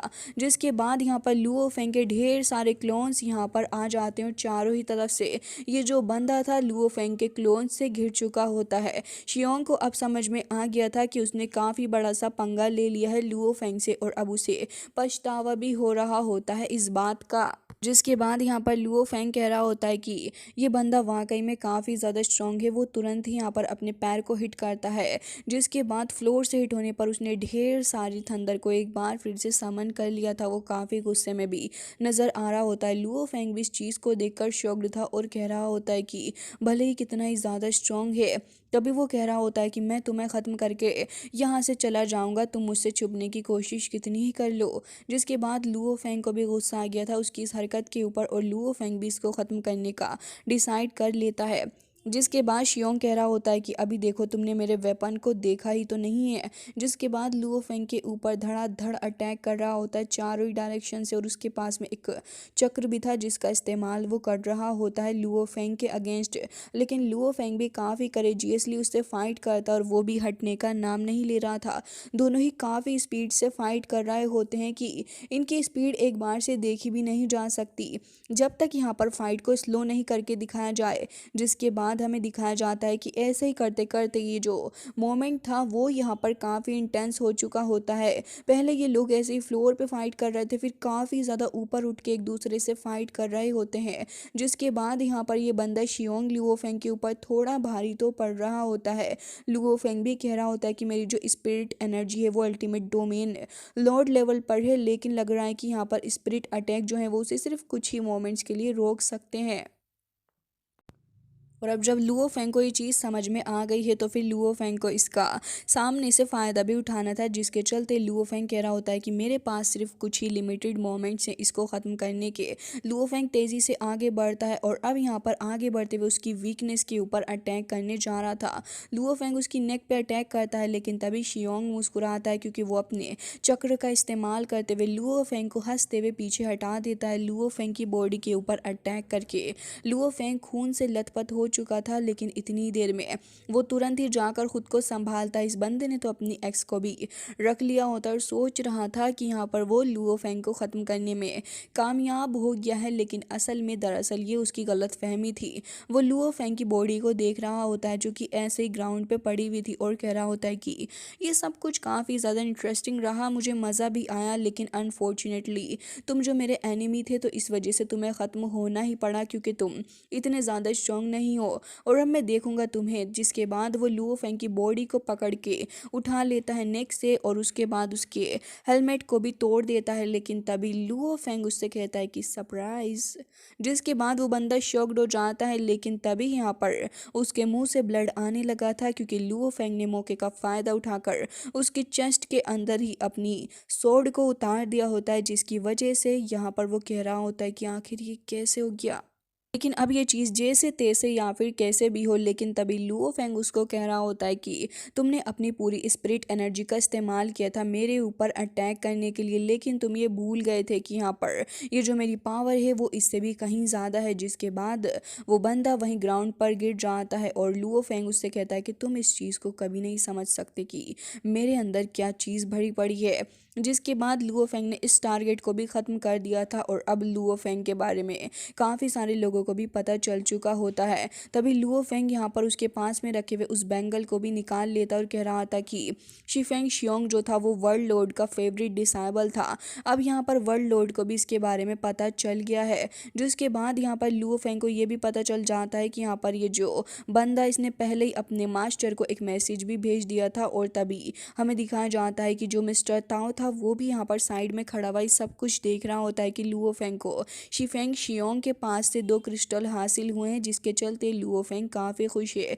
लुओ फेंग भी इन क्रिस्टल को देख के खुश था और कह रहा होता है कि मैंने एक शुए लुओ क्रिस्टल को पहले ही एब्जॉर्व कर लिया है, अब बारी है इन बचे हुए दोनों को भी एब्जॉर्व करने की, जिससे कि मैं एक ब्लड वॉरियर बन जाऊंगा और साथ ही मैं अपनी इस क्वेस्ट को भी कंप्लीट भी कर लूंगा और उसके बाद में 100,000 पॉइंट्स को हासिल कर सकता हूँ। जिसके बाद लुओ फेंग कह रहा था कि अब तो फिलहाल मेरी मौज आने वाली है। लेकिन इतनी देर में मिस्टर ताओ के बारे में लुओ फेंग को रियलाइजेशन हो जाती है कि कोई तो है जो कि उसके ऊपर दूर से कहीं नजरें बनाया हुआ है, और लुओ फेंग को पता चलता है कि ये तो दो इमोर्टल वॉरियर हैं जो कि उसके ऊपर नजर रखे हुए थे। और साथ ही मिस्टर ताओ जो थे वो वहीं पर छुप जाते हैं, क्योंकि लुओ फेंग की जो स्किल थी उसे देखकर वो डर चुके थे और उन्हें समझ में आ गया था कि लुओ फेंग एक काफ़ी ज़्यादा खतरनाक बंदा है, बेहतर यही रहेगा कि वो लुओ फेंग के सामने नहीं आए।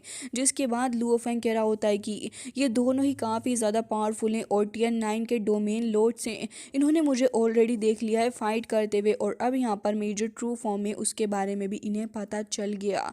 और अगर ये जाकर बता देंगे किसी और को तो इससे तो मेरा ही नुकसान होने वाला है। जिसके चलते लुओ फेंग कह रहा होता है कि मुझे यहाँ पर इन लोगों से भी डील करना ही होगा, क्योंकि अभी मेरे पास एक मौका है, भले ही कितने ही ज़्यादा स्ट्रॉन्ग क्यों ना हो।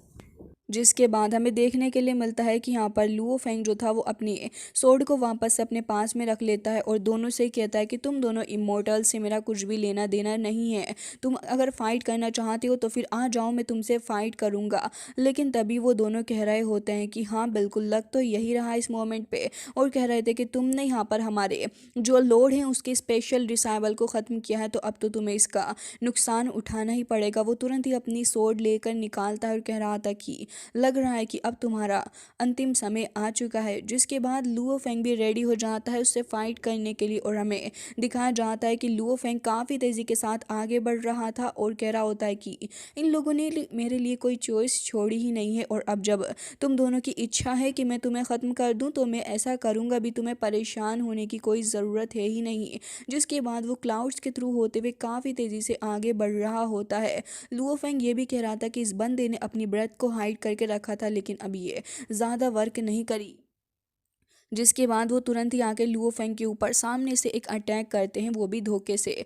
लेकिन लुओ फेंग ने अपनी मोका टेक्निक का इस्तेमाल कर लिया था जो कि उसे मोका क्लैन से मिली थी, जिसकी वजह से लुओ फेंग यहाँ पर ख़त्म नहीं हुआ होता, बल्कि वो तो यहाँ पर अपनी फॉर्म को बदल के उसके पीछे ही आकर खड़ा हो जाता है, जिसकी वजह से ये इमॉर्टल वॉरियर तो डर के मारे कांपने ही लगा था। लुओ फेंग नेक्स्ट ही पल उसके ऊपर अटैक कर देता है, लेकिन स्पीड के मामले में वो काफ़ी ज़्यादा पावरफुल थे। साथ ही उनके पास में जो आर्मर होता है वो एक प्रीमोडियल आर्मर था, जिसकी वजह से लुओ फेंग उनके ऊपर अटैक भी कर रहा था, तब भी कुछ फ़ायदा नहीं हो रहा होता। और ये वॉरियर भी इस बात से खुश होते हैं और यहाँ पर उन्हें लग रहा था कि अब वो लुओ फेंग को ख़त्म करवाएंगे।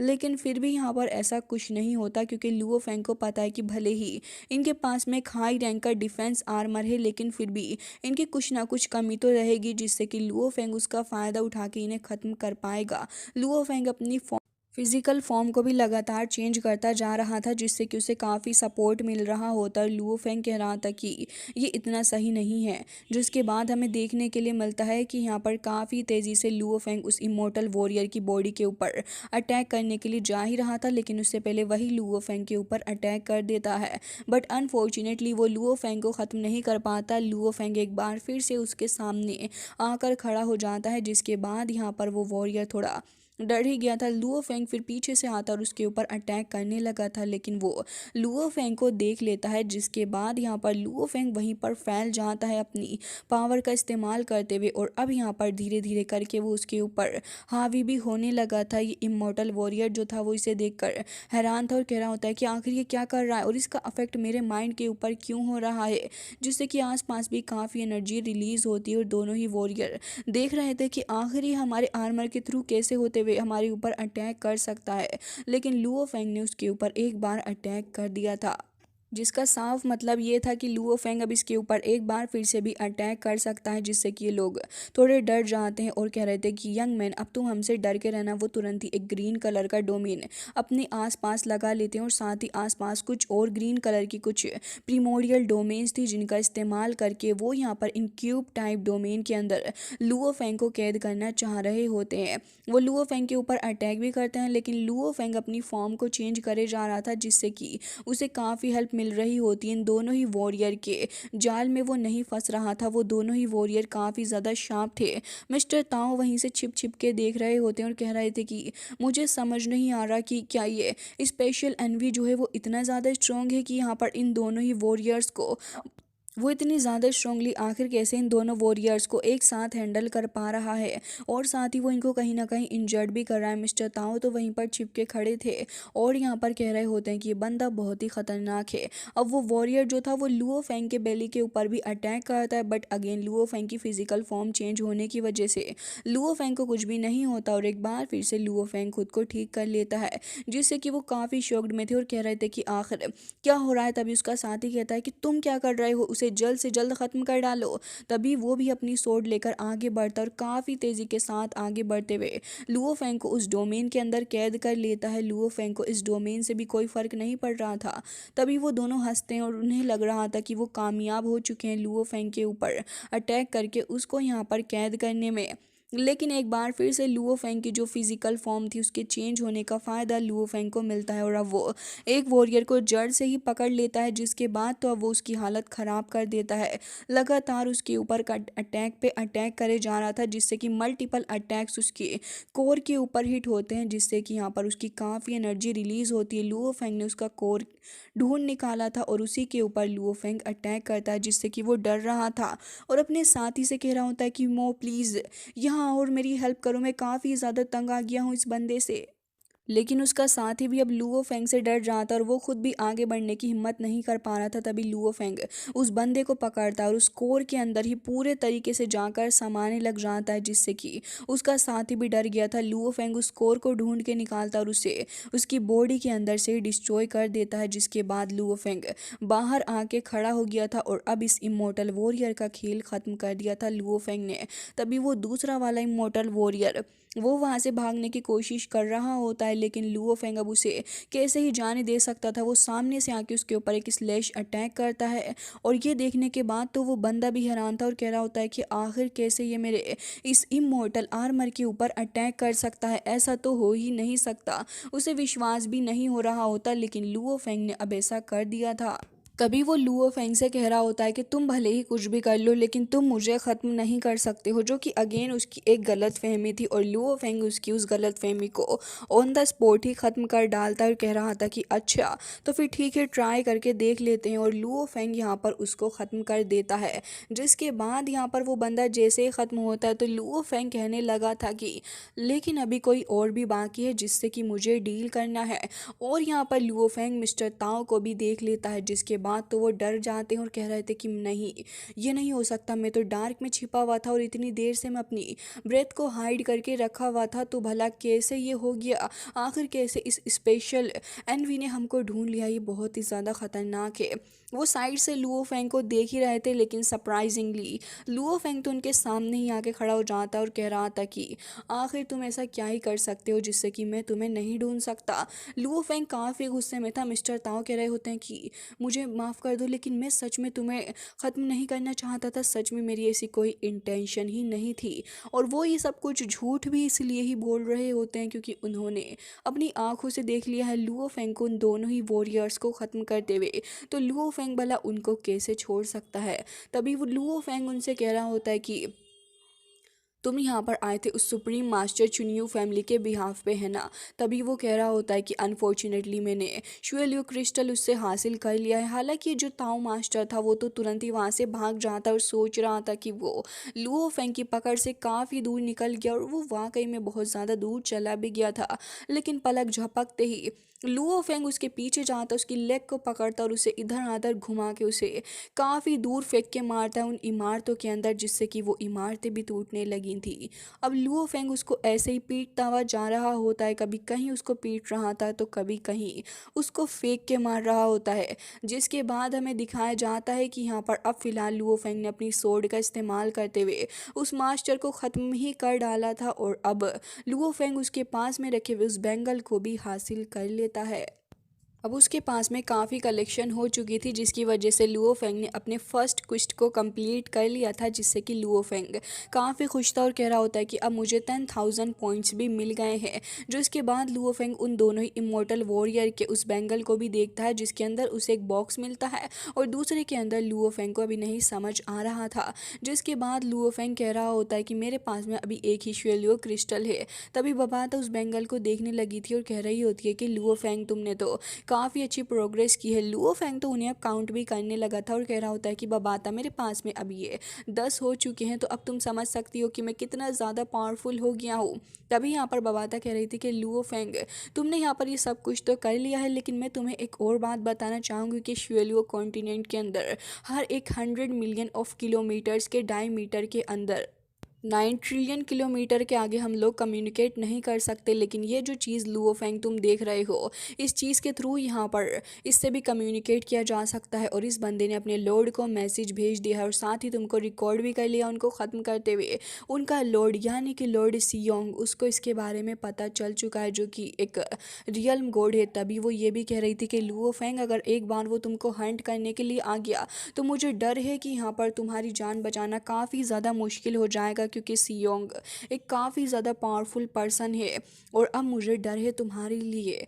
जिसके बाद ये सीन कट हो जाता है और हमें देखने के लिए मिलता है कि एक स्पेसशिप काफ़ी ज़्यादा तेज़ी के साथ में आगे बढ़ रही होती है और यहाँ पर हर तरफ ही अंधेरा छा चुका था उसकी आने से, क्योंकि वो बहुत ही ज़्यादा ह्यूज भी थी। तभी कुछ क्रिस्टल्स भी यहाँ पर हमें देखने के लिए मिलते हैं जो कि आ गए थे। तभी लॉर्ड सियोंग को देखते हैं, जो कि कह रहे थे कि आखिर किसकी हिम्मत हो गई है मेरे डिसाइबल को ख़त्म करने की, वो भी मेरी टेरिटरी के अंदर। और वो कह रहा होता है कि किसने मेरे श्वेलियो क्रिस्टल को चुरा लिया है, मैं उसे छोड़ने नहीं वाला हूँ। और वो यहाँ पर आसपास मौजूद वॉरियर्स को भी फ्रीज कर रहा होता है और साथ ही यहाँ पर कुछ कार्ड्स को रिलीज़ करता है, जिसके अंदर लुओ फेंग के बारे में इंफॉर्मेशन थी और उसने कह दिया था कि जाओ जाकर इसको ढूंढो और इसके बारे में सारी इन्फॉर्मेशन ले आओ। साथ ही वो एक बंदे को तो ऑन द स्पॉट ही ख़त्म कर देता और कह रहा था कि इस वर्ल्ड के हर एक कॉर्नर के अंदर जाके उसे ढूंढ लो, वो जहाँ भी हो मुझे वो चाहिए ही चाहिए। जिसके बाद हमें देखने के लिए मिलता है कि अगले दिन से ही सारे ही वॉरियर्स जो थे वो सिटी के अंदर हर जगह ही फैल जाते हैं और अब यहाँ पर वो क्रूरता ऐसे ही चालू होती है, जहाँ पर लोगों के ऊपर ऐसे ही अटैक किया जा रहा होता है। तभी हमें देखने के लिए मिलता है कि वॉरियर हर जगह ही लुओ फेंग को तलाश कर रहे थे और वो इतने ज़्यादा गुस्से में होते हैं कि लोगों को खुले आम मार रहे थे।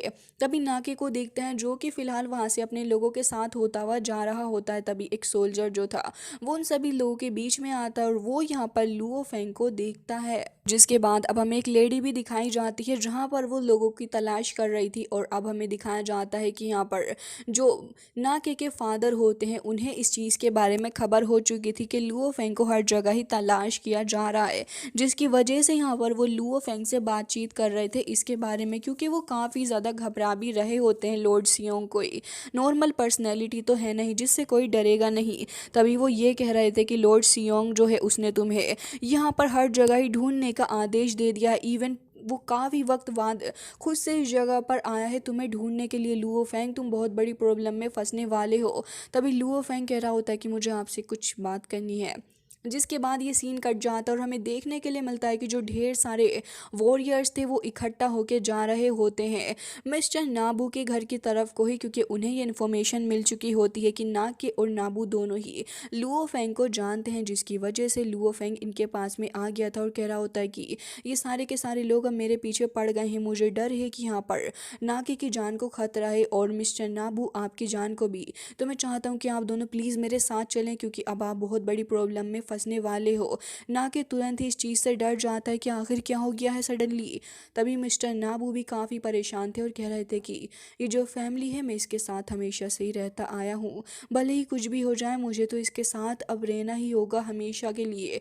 जिसके बाद वो ये भी कह रहे होते हैं कि लेकिन मुझे पता है कि चीज़ें काफ़ी ख़राब हो रही हैं। जिसके बाद वो तुरंत ही यहाँ पर अपने बेटे का हाथ पकड़ते हैं और कह रहे थे कि लॉर्ड फेंग प्लीज़ नाके को यहाँ से ले जाइए, क्योंकि ये यहाँ पर रहेगा तो परेशानी आएगी। बेचारा नाके तो रोने लग जाता है, क्योंकि वो अपने फादर से दूर नहीं जाना चाहता था। उसे काफ़ी ज़्यादा हर्ट हो रहा होता है कि उसके फादर कितनी बड़ी प्रॉब्लम में फंस गए हैं और कह रहा होता है कि नहीं फादर, मैं आपके बिना यहाँ से नहीं जा सकता, प्लीज़ इसको समझने की कोशिश करें। लेकिन तभी उसके फादर उसे पकड़ लेते हैं और उसे गले से लगाते हुए कह रहे होते हैं कि देखो मेरे बेटे, तुम्हें यहाँ से जाना होगा और यही तुम्हारे लिए अभी के लिए सही होगा। लुओ फेंग जैसे ही यहाँ पर इस सीन को देखता है तो वो बहुत ज़्यादा इमोशनल हो गया था और यहाँ पर वो ये कह रहे होते हैं कि देखो, एक मैन को अपना एंड खुद ही चुनना चाहिए, तभी वो एक मैन कहलाता है। मेरे बेटे, तुम अभी जवान हो और तुम्हें यहाँ से आगे जाके एक बहुत ज़्यादा शानदार वॉरियर बनना है, लेकिन ना कि क्योंकि एक काफ़ी ज़्यादा चाइल्डिश इंसान भी है तो वो अब यहाँ पर रो भी रहा होता है और कह रहा था कि फादर, मैं आपको छोड़कर आखिर कैसे चला जाऊँ। ये सच में मेरे लिए बहुत ही ज़्यादा हार्ट ब्रेकिंग है, मैं आपको छोड़कर ऐसे नहीं जा सकता फादर, प्लीज़ समझने की कोशिश करें। लेकिन तभी हमें देखने के लिए मिलता है कि मिस्टर नाबू के घर के पास जो थे वो ढेर सारे लोगों को मार दिया जाता है, क्योंकि अब इन्फॉर्मेशन पक्की हो चुकी थी। लुओ फेंग समझ जाता और कह रहा था कि मिस्टर नाबू की सेफ्टी के लिए मुझे इनकी सारी मेमोरीज़ को इरेज करना होगा जो कि मुझसे रिलेटेड है, नहीं तो ये भी बहुत बड़ी प्रॉब्लम में फंस जाएंगे। जिसके बाद यहाँ पर जो नाके था वो अपने फादर के आगे मजबूर हो जाता और उसे वहाँ से जाना ही पड़ता है और ढेर सारे वॉरियर मिस्टर नाबू के घर की तरफ को ही आगे जा रहे थे। मिस्टर नाबू बेहोश हो चुके होते हैं तो यहाँ पर उनकी मेमोरी भी चली गई थी जो लुओ फेंग से रिलेटेड थी। हालांकि उन्हें पकड़ के लेके जाया जा रहा होता है और वो अपनी आंखों के सामने अपनी ट्राइब के लोगों को बहुत बुरे हालात में देखते हैं, जिससे उन्हें बहुत ज़्यादा अफसोस भी हो रहा था। हालांकि हमें देखने के लिए मिलता है कि लुओ फेंग यहाँ पर सेफली नाके को बचा के उस जगह से निकाल कर ले आता है, क्योंकि उसकी सेफ्टी लुओ फेंग के लिए अब प्रायोरिटी थी। हालांकि हर एक जगह पर ढेर सारे सोल्जर्स भी मौजूद होते हैं। लुओ फेंग को एक सोल्जर देख भी लेती है, लेकिन लुओ फेंग उसको भी हिप्नोटाइज कर देता है, जिससे कि यहाँ पर वो तुरंत ही इस चीज़ को नॉर्मली लेते हैं। हालांकि वो जो लेडी थी वो तो हर जगह ही पेट्रोलिंग कर रही होती है, क्योंकि उसे तो लुओ फेंग को ढूंढना ही था। हालांकि तभी नाके जो था वो इस जगह से दूर जाते जाते अपने फादर के बारे में ही सोच रहा था कि क्या वो सेफ रहेंगे या फिर नहीं। दूसरी साइड का सीन हमको दिखाया जाता है जहाँ पर ढेर सारे लोग और साथ ही वो जो सोल्जर थी वो आ चुकी होती है मिस्टर नाबू को पकड़ के, और अब यहाँ पर वो उनको हवाले कर देती है अपने लॉर्ड के। और यहाँ पर जो मिस्टर नाबू के ट्राइब के लोग थे वो भी फ़िलहाल इसी जगह पर होते हैं। जो इसके बाद यहाँ पर वो सभी को काफ़ी ज़्यादा बुरे तरीके से ऊपर की तरफ को उठा देता है। साथ ही यहाँ पर हमें एक स्ट्रक्चर भी दिखाया जाता है जो कि एक काफ़ी ज़्यादा पावरफुल वॉल टाइप में था, वो तक दूर को हट जाता है। इस जगह की ग्रेविटी वो खुद ही कंट्रोल कर लेते हैं और उनका जो थ्रोन था वो अलग जगह पर होता है। साथ ही वो ये भी कह रहे थे कि या तो तुम यहाँ पर इस जगह के ट्रुथ को बता दो कि आखिर तुम फैंग को जानते हो या फिर नहीं, या फिर मैं तुम्हें टाउन के आउटसाइड घसीट के लेके जाके तुम्हें ख़त्म कर दूंगा। आखिर कैसे तुमने इतनी आसानी से 13 किड पूरी की पूरी टीम को ख़त्म कर डाला और उसके बाद तुम लोग एकदम सेफ भी रहे। ये तो झूठ है और मुझे पता है कि तुम उस लड़के फैंग को जानते हो। आखिर कौन है वो, क्या वो एक एलियन है? जिसके बाद हमें दिखाया जाता है कि यहाँ पर सारे के सारे लोग डर चुके थे। मिस्टर ले को भी देखते हैं, जिन्हें तो फिलहाल वो पकड़ के तुरंत ही फ्रीज भी कर देता है और कह रहा था कि मैंने कहा ना, मुझे बताओ कि आखिर वो कहाँ पर है। लेकिन यहाँ पर जो मिस्टर नाबू थे उनकी मेमोरी तो पहले ही जा चुकी थी, तो वो कह रहे होते हैं कि मुझे तो कुछ याद ही नहीं है। हालांकि मुझे ये ज़रूर पता है कि नाके ने मुझे फैंग के बारे में बताया था, लेकिन इससे ज़्यादा मैं कुछ नहीं जानता।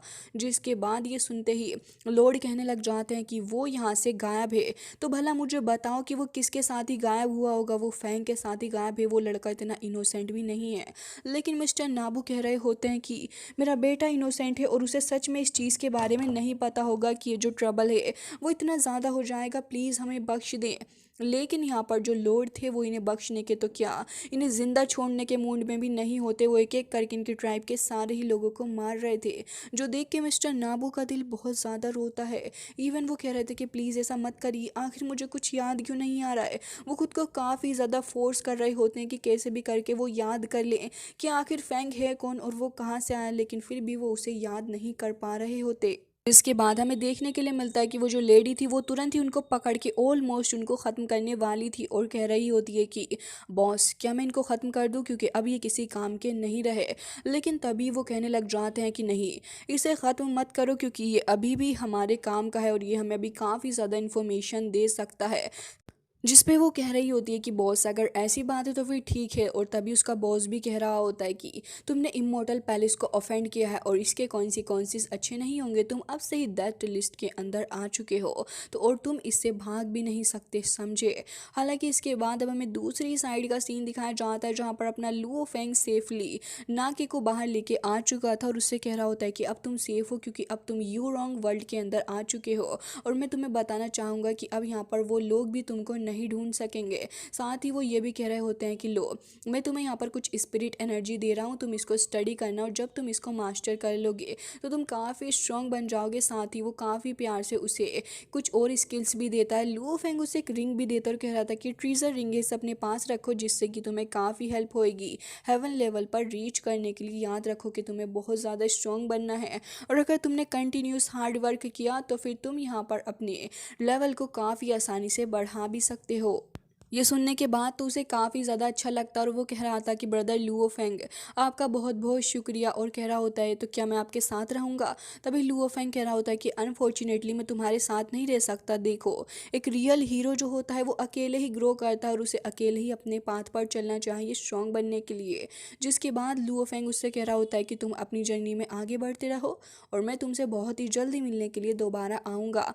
हालांकि नाके को इस बात से काफ़ी बुरा लग रहा होता है कि लुओ फेंग भी उसको छोड़कर जा रहा है, लेकिन उसे अब स्ट्रांग बनना है तो उसके लिए इकलौता तरीका तो यही है। जिसके बाद हमें देखने के लिए मिलता है कि लुओ फेंग अपनी स्पेसशिप में आ चुका था और कह रहा होता है कि हमने जितना एक्सपेक्ट किया था इससे ज़्यादा श्वेलुए क्रिस्टल को गैदर कर लिया है और अब बारी है इनको एब्जॉर्व करने की। तभी बबाता कह रही होती है कि ऑफकोर्स, और इसके लिए तुम्हें यहाँ पर आगे बढ़ना होगा लुओ फेंग, तभी तुम एक ब्लड वॉरियर बन सकते हो। वो ये भी कह रही होती है कि आखिर तुमने कितनी प्रोग्रेस की। तभी लुओ फेंग कह रहा होता है कि अनफॉर्चुनेटली मैं यहाँ पर काफ़ी कोशिश कर रहा हूँ इसको प्रोग्रेस करने के साथ अपनी बॉडी के लिए, लेकिन फिर भी यहाँ पर ये प्रोग्रेस नहीं हो पा रही है। साथ ही ये जो सेकंड टाइम जब मैंने इसे एब्जॉर्व करने की कोशिश की तो मुझे पता चला कि इसको एब्जॉर्व करने के लिए मुझे अपनी बॉडी की 10 टाइम मोर एबिलिटी का इस्तेमाल करना होगा। तो इसका मतलब तो यह है कि मुझे और भी ज़्यादा स्ट्रॉन्ग बनना होगा, लेकिन इसके लिए कौन सा रास्ता हो सकता है।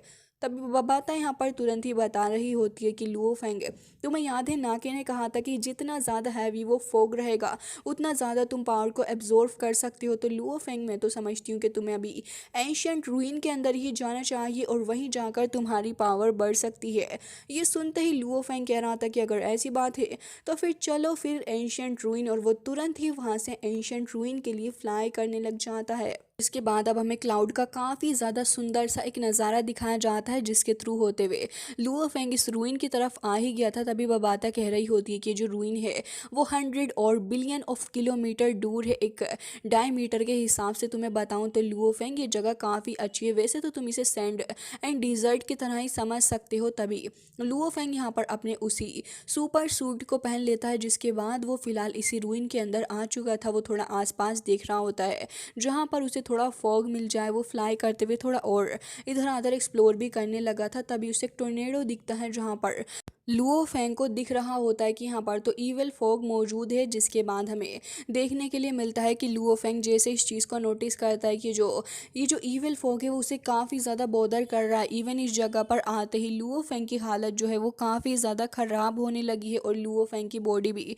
इस चीज़ को ज़्यादा रेसिस्ट नहीं कर पा रही। जिसके बाद लुओ फेंग कह रहा था कि आखिर ये चीज़ है क्या जो कि मेरी बॉडी के अंदर तक जा रही है, और साथ ही मेरी नर्व्स, मेरे सेल्स और साथ ही मेरी बॉडी के साथ पूरे तरीके से मर्ज होने की कोशिश कर रही है। अनफॉर्चुनेटली मैं इतना ज़्यादा स्ट्रॉन्ग इनफ नहीं हूँ कि फ़िलहाल करंटली मैं इसे अपनी बॉडी के साथ में मर्ज कर सकूँ, जो कि काफ़ी ज़्यादा बुरी चीज़ है। हालांकि इस चीज़ से मेरी हालत काफ़ी ज़्यादा ख़राब हो रही है, जो कि मुझे काफ़ी ज़्यादा परेशान भी कर रही है। लुओ फेंग का सर चकराने लगा था, वो तो अपना सर पकड़ के वहीं पर रुक कर बैठ जाता है। तभी यहाँ पर हमें देखने के लिए मिलता है कि कोई तो यहाँ पर छिपके खड़ा था जिसने लुओ फेंग को अपना टारगेट बना लिया होता है, और अब जब टारगेट बनाया है तो ऑफकोर्स सी बात है कि वो लुओ फेंग को ख़त्म भी करेंगे ही। जिसके बाद लुओ फेंग का सर चकराता है और वो अपने आप को रेसिस्ट नहीं कर सकता था और ज़्यादा, जिसकी वजह से वो वहीं बेहोश होकर गिरने लग जाता है। लेकिन तभी लुओ फेंग नोटिस करता है कि इमॉर्टल पैलेस का एक वॉरियर आ गया है जो कि अब लुओ फेंग के ऊपर अटैक करने के लिए आगे बढ़ रहा है।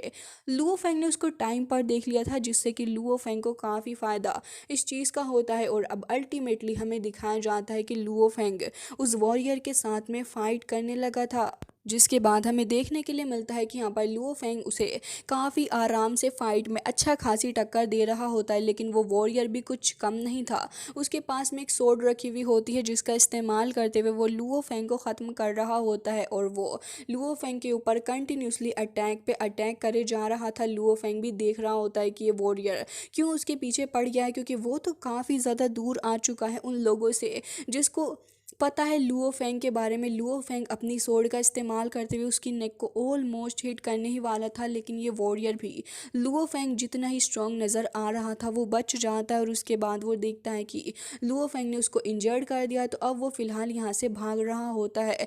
लुओ फेंग कह रहा था कि ये जो आर्मर है वो इमोर्टल पैलेस से बिलोंग करता है, लेकिन ये लोग यहाँ पर पहले से ही क्या कर रहे हैं। तभी उस वॉरियर को देखते हैं जो कि अपने पास में रखे हुए कुछ दो आइटम्स को निकालता और उन्हें थ्रो कर देता है लुओ फेंग के ऊपर, जिनके अंदर से कुछ लाइट्स भी निकल रही थी। फॉर्चुनेटली लुओ फेंग उनसे बच जाता है और उसके बाद हमें दिखाया जाता है कि लुओ फेंग तुरंत ही अपने वेपन्स को थ्रो करके उनको ख़त्म कर देता है, जिसके बाद वो वॉरियर एक बार फिर लुओ फेंग के ऊपर धोखे से अटैक करता है। तभी लुओ फेंग नोटिस करता है कि असल में ये वो वॉरियर नहीं बल्कि एक दूसरा ही वॉरियर है जो कि उसी वॉरियर जितना स्ट्रांग है, बल्कि ये वॉरियर तो ऑलमोस्ट अपने काफ़ी ज़्यादा पावरफुल लेवल यानी कि टियर 9 ऑफ यूनिवर्स लेवल पर है, जो कि लुओ फेंग को टक्कर दे सकता है।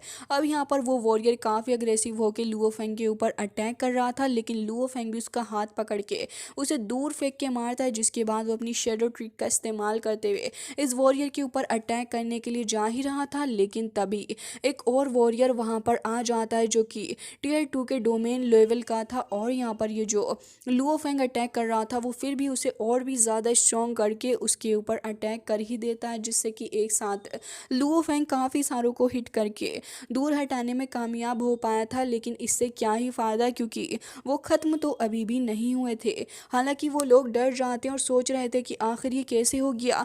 तभी यहाँ पर वो बंदा जिसने गोल्डन आर्मर पहन रखा था वो यहाँ पर कुछ लाइटनिंग को थ्रो करता है लुओ फेंग की तरफ, जो कि लुओ फेंग को जकड़ लेती है। तभी यहाँ पर वो कह रहा था कि मैंने सोचा कि ये लुओ फेंग है जिस तरीके का डिस्क्रिप्शन मुझे मिला था, लेकिन ये तो बहुत ही ज़्यादा पावरफुल है, क्योंकि मैं और मेरे साथी दोनों ही टियर 9 के हेवन लेवल के ऊपर हैं, फिर भी ये हमें इतनी आसानी से कैसे टक्कर दे पा रहा है, ये तो इम्पॉसिबल है।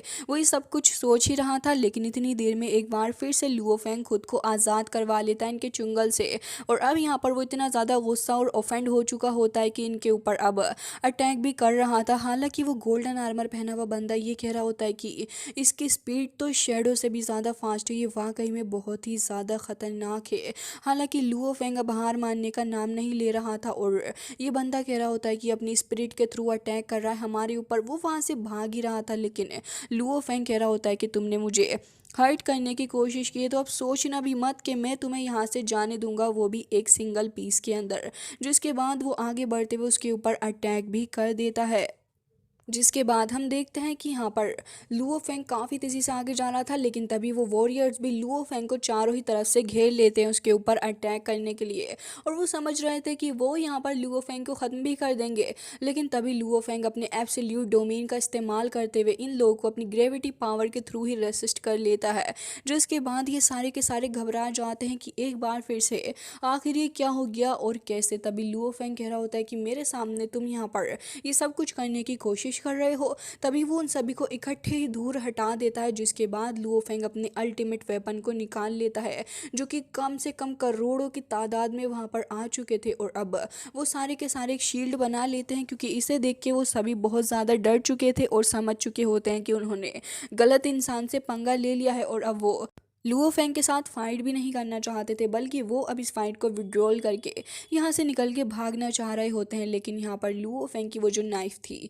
वो यहाँ पर उस शील्ड को भी पेनिट्रेट करके उसके अंदर चली जाती है, जिसके बाद यहाँ पर ये सभी वहाँ से भाग रहे होते हैं। लुओ फेंग उनसे कह रहा होता है कि अनफॉर्चुनेटली अब बहुत ज़्यादा देर हो चुकी है यहाँ से भागने के लिए। वो तभी वहाँ पर उस एक वॉरियर को हाथ के हाथ ही ख़त्म कर डालता, इवन उसके टुकड़े टुकड़े लुओ फेंग कर देता है, जिसके बाद हमें देखने के लिए मिलता है कि एक और वॉरियर काफ़ी तेज़ी से आगे जाता है शिप के अंदर बैठने के लिए। लेकिन यहाँ पर लुओ फेंग उसको भी पकड़ने के लिए आगे अपने वेपन्स को बढ़ा ही देता है, और हमें देखने के लिए मिलता है कि जिस वॉरियर को लुओ फेंग ने ख़त्म किया था उसके हाथ से वो उस ब्रेसलेट को भी ले लेता है। जिसके बाद यहाँ पर वो वॉरियर वहाँ से निकल के भागने की पूरी कोशिश कर रहे होते हैं और सोच रहे थे कि बस हम गलत इंसान के हाथ में फंस गए हैं, हमें ऐसा नहीं करना चाहिए था इस बंदे से फाइट करके। लेकिन उनमें से एक तो वहाँ से भाग निकला ही था, वो भी अपनी शिप के साथ। लुओ फेंग कहता है कि भले ही इतने ज़्यादा पावरफुल नहीं है जितना मैं हूँ, लेकिन ये सारे के सारे ही काफ़ी ज़्यादा टैलेंटेड थे, और कह रहा होता है कि बहुत ही ज़्यादा अच्छे वॉरियर थे, लेकिन ये सारे के सारे यकीनन इमोर्टल पैलेस से ही होंगे जो कि मेरे पास आए थे मेरे ऊपर हमला करके मुझको ख़त्म करने के लिए। लेकिन यहाँ पर मैंने इस चीज़ को और भी ज़्यादा वर्स कर दिया इन सभी के लिए। जिसके बाद लुओ फेंग कह रहा होता है कि आफ्टर ऑल मैं यहाँ पर अकेला हूँ और मुझे अपनी इस क्वेस्ट को भी कंप्लीट करना है। तो वो वहाँ पर आगे बढ़ता और ईविल फोक की डेंसिटी को चेक करते हुए वो उस जगह पर जाता है जहाँ पर ईविल फोक सबसे ज़्यादा हो। लुओ फेंग काफ़ी ज़्यादा डीप एरिया के अंदर आ चुका होता है, जहाँ पर लुओ फेंग कह रहा होता है कि जब से मैं इस जगह पर आया हूँ मेरी बॉडी जो है काफ़ी ज़्यादा अजीब से रिएक्ट कर रही है, मेरी बोन्स भी काफ़ी अजीब सी हरकतें कर रही हैं। और लुओ फेंग कह रहा होता है कि आखिर ऐसा कैसे हो सकता है, क्या ये ईवल फोक की जो डेंसिटी है क्या ये एक अच्छी चीज़ है, क्योंकि इससे मेरी बॉडी को पावर भी मिल रही है। जितना ज़्यादा हैवी फॉग होता जा रहा है उतना ही ज़्यादा मुश्किल है अपनी बॉडी और माइंड को कंट्रोल करना। जिसके बाद हमें दिखाया जाता है कि लुओ फेंग की बॉडी के सेल्स एक बार फिर से यहाँ पर कन्वर्ट हो जाते हैं ईवल फोक के कॉन्ट्रैक्ट में आने से। जिसके बाद यहाँ पर लुओ फेंग जो था वो एक बार फिर से काफ़ी एनर्जी को रिलीज़ करता और कह रहा था कि ऐसा लग रहा है कि जैसे कि मैं रीबॉर्न हो गया हो। जिसके बाद लुओ फेंग कह रहा था कि अब फ़िलहाल टाइम आ चुका है कि मुझे कुछ और ईवल फोक से भरी हुई जगह पर जाना चाहिए, जिससे कि मैं और भी ज़्यादा स्ट्रांग हो जाऊँ। लेकिन उससे पहले वक्त आ गया है कि इस एक्सट्रीमली ईवल फोक का इस्तेमाल करा जाए। जिसके बाद लुओ फेंग थोड़ा दूर हट के देखता है तो यहाँ पर तो एक हल्का फुल्का स्लो टाइप वोवेंडर ही आया हुआ था जो कि इकट्ठा हो रहा होता है इस ईविल फोग में। जिसके बाद लुओ फेंग कह रहा था कि वैसे ये जगह कल्टीवेट करने के लिए तो बहुत ही ज़्यादा अच्छी है, और बाकी सारे एनिमीज से भी निपटने के लिए, क्योंकि कोई भी एनिमी इस जगह पर नहीं आना चाहेगा जहाँ पर इतना ज़्यादा ईविल फोग हो। इससे तो ये जगह काफ़ी ज़्यादा अच्छी भी बन जाती है। लुओ फेंग ये भी कह रहा था, लेकिन गोल्डन हॉर्न बहमूद जो है उसको अभी भी इतना ज़्यादा अफेक्ट इसका नहीं पड़ रहा है। हालांकि फोग जो है वो उसके कॉन्ट्रैक्ट में आने की भी पूरी कोशिश कर रहा है, और अगर ऐसा हुआ तो ये मेरे लिए अच्छा ही है। तभी सडनली यहाँ पर गोल्डन हॉर्न बहमूद जाग जाता है, और अब वो यहाँ पर इस ईविल फोक के कॉन्ट्रैक्ट के अंदर आने लगा था, जिससे कि यहाँ पर वो काफ़ी चिल्ला भी रहा होता है। लेकिन तभी लुओ फेंग कह रहा होता है कि जो ईविल फोक है वो ट्रांसफॉर्म कर रहा है इसकी एनर्जी को, जब ये रिलीज़ करता है तब, जिससे कि मेरे गोल्डन हॉर्न बहमूद को भी काफ़ी ज़्यादा पावर मिल रही है। और लुओ फेंग कह रहा था कि ये तो काफ़ी ज़्यादा सिमिलर हुआ इस गोल्डन हॉर्न बहमूद जाइंट के लिए। जिसके बाद हमें देखने के लिए मिलता है कि यहाँ पर गोल्डन हॉर्न बहमूद जो था वो अब यहाँ पर स्टेलर जाइंट बन चुका होता है, यानी कि स्टेलर लेवल पर आ चुका होता है, जिससे कि यहाँ पर लुओ फेंग काफ़ी इम्प्रूव हो गया था। लुओ फेंग कह रहा होता है कि शेडो हंटिंग ग्रुप, साथ ही यहाँ पर ग्राउंड ब्रेकिंग और गोल्डन हॉर्न जो है यहाँ पर सब चीज़ें बहुत ही ज़्यादा अच्छे से मेरे साथ काम कर रही हैं, और ये जो स्किल्स हैं वो मेरे लिए बहुत बहुत ज़्यादा यूज़फुल अब हो चुकी हैं। तभी लुओ फेंग उस सबसे ज़्यादा डेंसिटी वाली जगह पर जाकर बैठ चुका था जहाँ पर वो ईविल फोग होता है, और उसके बाद वो एक बार फिर से कल्टीवेट करना शुरू करता है। तभी हमें देखने के लिए मिलता है कि उसकी जो सेकेंड बॉडी फॉर्म थी जो कि अभी तक उसकी हेल्प कर रही थी, वो उसकी ओरिजिनल बॉडी से बाहर आ चुकी होती है। जिससे कि लुओ फेंग कह रहा था कि इससे तो अपनी ओरिजिनल बॉडी को भी रीशेप किया जा सकता है। जिसके बाद वो लुओ फेंग को गार्ड करने के लिए वहाँ से चली गई थी, और लुओ फेंग का वक्त आ चुका था कि वो यहाँ पर इस क्रिस्टल को अपने अंदर एब्जॉर्व कर लिए। लुओ फेंग कह रहा होता है कि जो मेरा गोल्डन हॉर्न बहमूद है ये भी अडेप्ट कर रहा है धीरे धीरे करके ईविल फोक को, जो कि एक बहुत अच्छी बात है। जिसके बाद अब हमें दिखाया जाता है कि ऐसी काफ़ी वक्त निकल गया था, लुओ फेंग ने नाके के ऊपर भी ऐसे ही नज़रें बनाई हुई थी, और वो ये भी चाह रहा होता है कि वो ठीक रहे। जिसके चलते लुओ फेंग कह रहा था कि वो भी काफ़ी अच्छी प्रोग्रेस कर रहा है। लेकिन सियोंग जो है वो यहाँ पर अभी भी उसके फादर को पकड़ा हुआ है। फॉर्चुनेटली अभी तक उसने नाके के फादर को कुछ नहीं किया है, वो भी इस होप में, क्योंकि उसे लगता है कि नाके के फादर को कुछ ना कुछ याद आ जाएगा तो उसे इससे काफ़ी ज़्यादा हेल्प भी मिलेगी, जिससे कि वो अभी फ़िलहाल करेंटली सेफ़ ही है। जब मैं यहाँ पर इस सेकंड क्रिस्टल को भी एब्जॉर्व कर लूँगा तब मैं जाऊँगा उनको बचाने के लिए, और मैं जल्द से जल्द इस ब्लड वॉरियर के टाइटल को हासिल करना भी चाहता हूँ। तभी उसकी सेकंड फॉर्म भी आके उसकी बॉडी के साथ में मर्ज हो जाती है। वैसे तो लुओ फेंग ने काफ़ी बार ट्राई किया था कि वो इश्यूए लुओ क्रिस्टल को अपने अंदर एब्जॉर्व कर ले, लेकिन हर बार ये प्रोग्रेस काम नहीं कर रही थी। लेकिन इस बार ऐसा होता है कि उसकी जो डीएनए होती है वो उसके साथ में जाके मर्ज होने लगी थी, और लुओ फेंग इस बार सक्सेसफुली कामयाब हो जाता है अपने सेकंड क्रिस्टल को एब्जॉर्व करने से, जिससे कि यहाँ पर उसके ऊपर एक मार्क भी अपीयर होता है। और अब लुओ फेंग चिल्लाते हुए अपनी बॉडी के अंदर कंटेन उस एनर्जी को भी रिलीज करता है। लुओ फेंग को भी अब पहले से काफ़ी ज़्यादा अच्छा फील हो रहा था, और लुओ फेंग कह रहा होता है कि जो 9 कॉस्मिक ओरिजिनल लॉज हैं वो भी काफ़ी ज़्यादा क्लियर हो चुके हैं मेरे लिए पहले से। और अब लुओ फेंग एक बार फिर से अपने सूट को पहन लेता है, और अब वो टेस्ट करने वाला था अपनी एबिलिटी को कि वो किस हद तक बढ़ी है। और लुओ फेंग देख रहा होता है कि अब तो वो सेकेंड्स के अंदर ही अपनी एबिलिटी को बहुत ही ज़्यादा बढ़ा सकता है। इवन वो ऐसे परफॉर्म कर रहा है जैसे उसने अभी तक कभी नहीं किया था। जिसके बाद लुओ फेंग कह रहा था कि सिर्फ 2 क्रिस्टल को एब्जॉर्व करने भर से ही मेरी पावर जो है वो इंक्रीज़ हो गई है 50%। तो अगर मैं कुछ और को भी एब्जॉर्व कर लूँगा तो मैं बहुत ही ज़्यादा आगे पहुँच जाऊँगा, और अब मैं एक ट्रू ब्लड वॉरियर बनने के सिर्फ एक कदम ही पीछे हूँ। अनफॉर्चुनेटली मैं अभी थर्ड ज्वेलो क्रिस्टल को एब्जॉर्व नहीं कर सकता।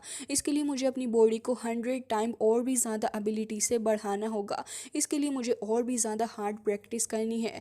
तभी लुओ फेंग देखता है कि यहाँ पर एक गड्ढा है और वहाँ पर काफ़ी ज़्यादा डेंस हैवी ईवल फॉग है। तो लुओ फेंग इस अपॉर्चुनिटी को अपने लिए रखना चाहता था, और कहना होता है कि अब तो मुझे इसी जगह पर कल्टीवेट करना चाहिए। लुओ फेंग इस जगह की तह तक जाना चाह रहा होता है, लेकिन 500 किलोमीटर भी रीच करने के बावजूद उसे इस जगह की डेप्थ खत्म होती भी नहीं नज़र आ रही थी। फिर वो ऐसे ही 900 किलोमीटर भी इस जगह को देखता है, तब भी डेंसिटी बढ़ रही थी लेकिन जगह ख़त्म नहीं हो रही थी।